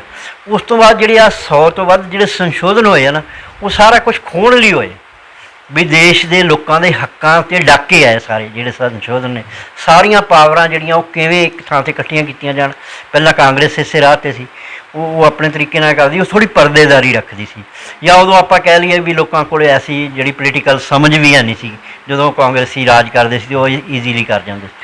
ਹੁਣ ਲੋਕਾਂ ਦੇ ਕੋਲ ਪੋਲੀਟੀਕਲ ਅਵੇਅਰਨੈਸ ਵੀ ਆਈ ਹੋਈ ਹੈ, ਇੱਕ ਸੋਸ਼ਲ ਮੀਡੀਆ ਆਇਆ ਹੋਇਆ, ਇੰਟਰਨੈਟ 'ਤੇ ਦੁਨੀਆ ਇੰਨੀ ਛੋਟੀ ਹੋ ਗਈ ਆ ਵੀ ਤੁਸੀਂ ਇੱਥੇ ਛਿੱਕ ਮਾਰਦੇ ਹੋ ਤਾਂ ਅਮਰੀਕਾ ਸੁਣ ਜਾਂਦੀ ਉਸੇ ਵੇਲੇ। ਤੋ ਇਸ ਲਈ ਹੁਣ ਪਤਾ ਲੱਗਿਆ ਵੀ ਅਸਲ ਦੇ ਵਿੱਚ 170 ਜਿਹੜੇ ਜਾਂ 150 ਤੋਂ ਵੱਧ ਜਿਹੜੇ ਅਮੈਂਡਮੈਂਟਸ ਨੇ, ਉਹ ਅਮੈਂਡਮੈਂਟਸ ਹੈ ਕੀ? ਉਹ ਅਮੈਂਡਮੈਂਟਸ ਕੋਈ ਇੱਕ ਅਮੈਂਡਮੈਂਟਸ ਵੀ ਲੋਕਾਂ ਦੇ ਹੱਕ ਵਿੱਚ ਨਹੀਂ ਜਾਂਦਾ ਜੇ ਲੋਕਾਂ ਦੀ ਰਾਹਤ ਨਹੀਂ ਦਿੰਦਾ। ਜਿਵੇਂ RTI ਦਾ ਕਾਨੂੰਨ ਆਪਾਂ ਕਹਿ ਸਕਦੇ ਹਾਂ ਕਿ ਲੋਕਾਂ ਨੂੰ ਇੱਕ ਬੜੀ ਦੇਰ ਬਾਅਦ ਇੱਕ ਰਾਹਤ ਮਿਲੀ ਸੀ ਕਾਂਗਰਸ ਦੇ ਰਾਜ ਵਿੱਚ, ਉਹਦੇ ਵਿੱਚ ਵੀ ਇਹਨਾਂ ਨੇ ਉਹਦਾ ਵੀ ਗਲ ਘੁੱਟਤਾ। ਅਤੇ ਹੁਣ ਇੱਕ ਮੰਗ ਸੀਗੀ ਜਿਹੜੀ ਵੀ ਜਿਹੜਾ ਉਹ ਬਣਾਇਆ ਜਿੱਤੇ ਅੰਦੋਲਨ ਫੋਕਸ ਹੋਇਆ ਸੀ ਜਿਹੜਾ ਅੰਨਾ ਹਜ਼ਾਰੇ ਦਾ, ਵੀ ਲੋਕਪਾਲ ਬਣਾਇਆ ਜਾਵੇ। ਲੋਕਪਾਲ ਕਹਿ ਕੇ ਸਾਰੀ ਦੁਨੀਆ ਨੂੰ ਖੜਾ ਕਰ ਲਿਆ। ਅੱਜ ਲੋਕਪਾਲ ਦੀ ਕੋਈ ਗੱਲ ਹੀ ਨਹੀਂ ਕਰਦਾ। ਹਾਂਜੀ, ਅਤੇ ਜੇ ਲੋਕਪਾਲ ਬਣਾਇਆ ਵੀ ਤਾਂ ਉਹਦੇ ਕੋਲ ਪਾਵਰਾਂ ਨਹੀਂ ਹੈਗੀਆਂ। ਜੇ ਸਾਡਾ ਚੋਣ ਸਿਸਟਮ ਹੈ ਜਿਹੜਾ ਉਹ ਇੱਕ ਆਜ਼ਾਦ ਅਥਾਰਟੀ ਆ, ਅਤੇ ਉੱਥੇ ਬੰਦੇ ਉਹੋ ਜਿਹੇ ਲਾਏ ਜਿਹੜੇ ਗੁਲਾਮ, ਇਹਨਾਂ ਨੂੰ ਪਹਿਲਾਂ ਗੁਲਾਮ ਕੀਤੇ ਹੋਏ ਆ। ਜੇ ਹੁਣ ਸੁਪਰੀਮ ਕੋਰਟ ਦਾ ਜੱਜ ਜਿਹੜਾ ਹੈ ਉਹ ਅੱਜ ਰਿਟਾਇਰ ਹੋਵੇ ਅਤੇ ਅਗਲੇ ਦਿਨ ਰਾਜ ਸਭਾ ਦੀ ਮੈਂਬਰੀ ਲੈ ਲਵੇ, ਅਤੇ ਲੋਕ ਭਰੋਸਾ ਕਿਹਦੇ 'ਤੇ ਕਰਨ? ਸੋ ਇਹ ਸਾਰੀਆਂ ਚੀਜ਼ਾਂ ਨੇ ਹੈਗੀਆਂ। ਜਿਸ ਤਰ੍ਹਾਂ ਤੁਸੀਂ ਕਿਹਾ ਕਿ ਤੁਸੀਂ ਨਹੀਂ ਸਿਆਸਤ ਦੇ ਵਿੱਚ ਆਉਣਾ ਚਾਹੋਗੇ, ਪਰ ਜਿਸ ਤਰ੍ਹਾਂ ਤੁਸੀਂ ਜਥੇਬੰਦੀ ਬਣਾਈ ਹੈ ਹੁਣ, ਜਿਸ ਤਰ੍ਹਾਂ ਕਿ ਤੁਸੀਂ ਜਾਣਦੇ ਹੋ ਕਿ 2022 ਦੀਆਂ ਇਲੈਕਸ਼ਨਸ ਵੀ ਨਜ਼ਦੀਕ ਨੇ, ਤਾਂ ਹੁਣ ਤੁਹਾਡੀ ਜਥੇਬੰਦੀ ਇਹ ਫਾਰਮ ਕੀਤੀ ਗਈ ਹੈ। ਜਥੇਬੰਦੀਆਂ ਤਾਂ ਹੋਰ ਵੀ ਬਹੁਤ ਉੱਥੇ ਬੈਠੀਆਂ ਨੇ, ਪਰ ਜਿੰਨਾ ਚਿਰ ਕਿਸੇ ਪਲੇਟਫਾਰਮ ਤੋਂ ਨਹੀਂ ਆਪਾਂ ਲੜਦੇ ਹਾਂ ਆਪਣੇ ਹੱਕਾਂ ਦੇ ਲਈ, ਕਿ ਤੁਹਾਨੂੰ ਲੱਗਦਾ ਵੀ ਤੁਸੀਂ ਸਕਸੈਸਫੁਲ ਹੋ ਸਕੋਗੇ ਸਿਰਫ ਜਥੇਬੰਦੀ ਦੇ ਸਿਰ 'ਤੇ? ਮੈਨੂੰ ਇਹਨਾਂ ਨੌਜਵਾਨਾਂ ਦੀ ਜਿਹੜੇ ਹੈਗੇ ਨਾ ਕ੍ਰੈਡੀਬਿਲਿਟੀ ਜਿਹੜੀ, ਮੈਨੂੰ ਉਹਦੇ 'ਤੇ ਭਰੋਸਾ ਹੈ ਵੀ ਇਹਨਾਂ ਦੇ ਜਜ਼ਬਾਤ 'ਤੇ ਮੈਨੂੰ ਭਰੋਸਾ ਹੈ, ਇਹਨਾਂ ਦੀ ਲੜਨ ਦੀ ਖਮਤਾ 'ਤੇ ਮੈਨੂੰ ਭਰੋਸਾ ਹੈ। ਕਿਉਂਕਿ ਇਹੀ ਨੌਜਵਾਨ ਨੇ ਜਿਹੜੇ ਅੰਦੋਲਨ ਨੂੰ ਪੰਜਾਬ ਤੋਂ ਚੁੱਕ ਕੇ ਦਿੱਲੀ ਦੇ ਬਾਰਡਰ ਤੱਕ ਲੈ ਕੇ ਗਏ। ਇਹੀ ਨੌਜਵਾਨ ਸੀਗੇ ਜਿਹੜੇ 26 ਜਨਵਰੀ ਨੂੰ ਦਿੱਲੀ ਦੇ ਬਾਰਡਰਾਂ ਤੋਂ ਚੁੱਕ ਕੇ ਲਾਲ ਕਿਲ੍ਹੇ 'ਤੇ ਲੈ ਗਏ ਸੀ, ਦਿੱਲੀ ਦੀ ਹਿੱਕ 'ਤੇ ਲੈ ਗਏ ਸੀ। ਜੇ ਸਾਡੀ ਲੀਡਰਸ਼ਿਪ ਉਦੋਂ ਸਿਆਣੀ ਹੁੰਦੀ ਅਤੇ ਇਹ ਉਹਨਾਂ ਦੀ ਵਾਰਸ ਬਣਦੀ, ਅਤੇ ਅੰਦੋਲਨ ਅੱਜ ਦਿੱਲੀ ਦੇ ਉੱਥੇ ਲਾਲ ਕਿਲ੍ਹੇ 'ਤੇ ਹੋਣਾ ਸੀ। ਅਤੇ ਜੇ ਅੰਦੋਲਨ ਲਾਲ ਕਿਲ੍ਹੇ 'ਤੇ ਹੁੰਦਾ ਅਤੇ ਅੱਜ ਸਰਕਾਰ ਜਿਹੜੀ ਇਹਨਾਂ ਨੂੰ ਬੁਲਾਉਣਾ ਨਹੀਂ ਨਾ ਚਾਹੁੰਦੀ, ਇਹਨਾਂ ਦੇ ਦਰਵਾਜ਼ੇ 'ਤੇ ਆ ਕੇ ਖੜੀ ਹੁੰਦੀ। ਸੋ ਇਹ ਮੈਂ ਇਹਨਾਂ 'ਤੇ ਯਕੀਨ ਕਰ ਸਕਦਾ ਕਿ ਨੌਜਵਾਨ ਜੋ ਚਾਹੁਣ ਉਹ ਕਰ ਸਕਦੇ ਨੇ। ਸਿਰਫ ਇਹਨਾਂ ਨੂੰ ਦਿਸ਼ਾ ਮਿਲਣੀ ਚਾਹੀਦੀ ਆ ਔਰ ਇਹਨਾਂ ਦੇ ਪੈਰਾਂ ਥੱਲੇ ਜ਼ਮੀਨ ਹੋਣੀ ਚਾਹੀਦੀ। ਕਿ ਆਉਣ ਵਾਲੇ ਟਾਈਮ ਦੇ ਵਿੱਚ ਤੁਹਾਡੀ ਜਥੇਬੰਦੀ ਇਲੈਕਸ਼ਨ ਲੜ ਸਕਦੀ ਹੈ? ਨਹੀਂ, ਇਹ ਨੌਜਵਾਨਾਂ ਦੀ ਜਥੇਬੰਦੀ ਦਾ ਮੈਂ ਸਿਰਫ ਇਹਨਾਂ ਦਾ ਜਿਵੇਂ ਸਰਪ੍ਰਸਤ ਹਾਂ। ਜਿਹੜੀ ਗੱਲ ਉਹ ਜਥੇਬੰਦੀਆਂ ਦੇ ਆਗੂ ਇਹਨਾਂ ਤੋਂ ਚਾਹੁੰਦੇ, ਜੇ ਉਹੀ ਮੈਂ ਚਾਹਾਂ ਵੀ ਮੇਰੇ ਪੁੱਛੇ ਬਗੈਰ ਤੁਸੀਂ ਇੱਧਰ ਉੱਧਰ ਹੋ ਹੀ ਨਹੀਂ ਸਕਦੇ, ਅਤੇ ਫਿਰ ਮੇਰੇ ਅਤੇ ਉਹਨਾਂ 'ਚ ਕੀ ਫਰਕ ਹੋਇਆ? ਇਹ ਬਿਲਕੁਲ ਆਜ਼ਾਦ ਨੇ, ਆਪਣੇ ਤਰੀਕੇ ਨਾਲ ਇਹਨਾਂ ਨੇ ਕੰਮ ਕਰਨੇ ਨੇ। ਔਰ ਇਹਨਾਂ ਸਾਹਮਣੇ ਇੱਕ ਚੁਣੌਤੀ ਵੀ ਆਪਣੇ ਆਪ ਨੂੰ ਪ੍ਰੂਵ ਕਰਨ ਦੀ। ਮੈਂ ਇਹਨਾਂ ਨੂੰ ਕਿਹਾ ਹੈ ਵੀ ਇਹ ਜਥੇਬੰਦੀ ਮਨਾਉਣ ਦਾ ਮਤਲਬ ਹੈ ਕਿ ਤੁਸੀਂ ਆਪਣੇ ਆਪ ਨੂੰ ਪ੍ਰੂਵ ਕਰਨਾ ਹੈ ਹੁਣ ਕਿ ਸਾਡੇ ਵਿੱਚ ਇਹ ਹੈਗੀ ਹੈ, ਅਸੀਂ ਕਾਬਲ ਹਾਂ, ਅਸੀਂ ਕਰ ਸਕਦੇ ਹਾਂ। ਜਿਹੜਾ ਤੁਸੀਂ ਕਹਿੰਦੇ ਨਾ ਵੀ ਇਹ ਨਹੀਂ ਕਰਦੇ ਅਤੇ ਇਹ ਪ੍ਰੋਗਰਾਮ ਨਹੀਂ ਦਿੰਦੇ, ਅਤੇ ਤੁਹਾਨੂੰ ਲੱਗਦਾ ਕਿ ਹੋਣਾ ਚਾਹੀਦਾ, ਅਤੇ ਕਰਕੇ ਵਿਖਾਓ। ਹਾਂ, ਬਹੁਤ ਬਹੁਤ ਸ਼ੁਕਰੀਆ ਸਾਡੇ ਨਾਲ ਗੱਲਬਾਤ ਕਰਨ ਲਈ। ਇਹ ਸਨ ਬਾਪੂ ਹਰਦੀਪ ਸਿੰਘ ਡਿਬਡੀਵਾ, ਜਿਨ੍ਹਾਂ ਨੇ ਬੀਤੇ ਦਿਨੀ ਚੰਡੀਗੜ੍ਹ ਵਿਖੇ ਨਵੀਂ ਜਥੇਬੰਦੀ ਦਾ ਐਲਾਨ ਕੀਤਾ ਹੈ ਅਤੇ ਕਿਸਾਨੀ ਸੰਘਰਸ਼ ਦੇ ਵਿੱਚ ਬਹੁਤ ਡਟ ਕੇ ਇਹ ਸੰਘਰਸ਼ ਕਰ ਰਹੇ ਹਨ ਅਤੇ ਆਪਣੇ ਪੋਤਰੇ ਦੀ ਸ਼ਹਾਦਤ ਵੀ ਦੇ ਚੁੱਕੇ ਹਨ। ਸੁਰਖਾਬ TV ਦੇ ਨਾਲ ਇਹਨਾਂ ਨੇ ਗੱਲਾਂ ਬਾਤਾਂ ਸਾਂਝੀਆਂ ਕੀਤੀਆਂ ਹਨ। ਚੰਡੀਗੜ੍ਹ ਤੋਂ ਸੁਰਖਾਬ TV ਦੇ ਲਈ ਆਕਾਂਕਸ਼ਾ ਸਕਸੈਨਾ।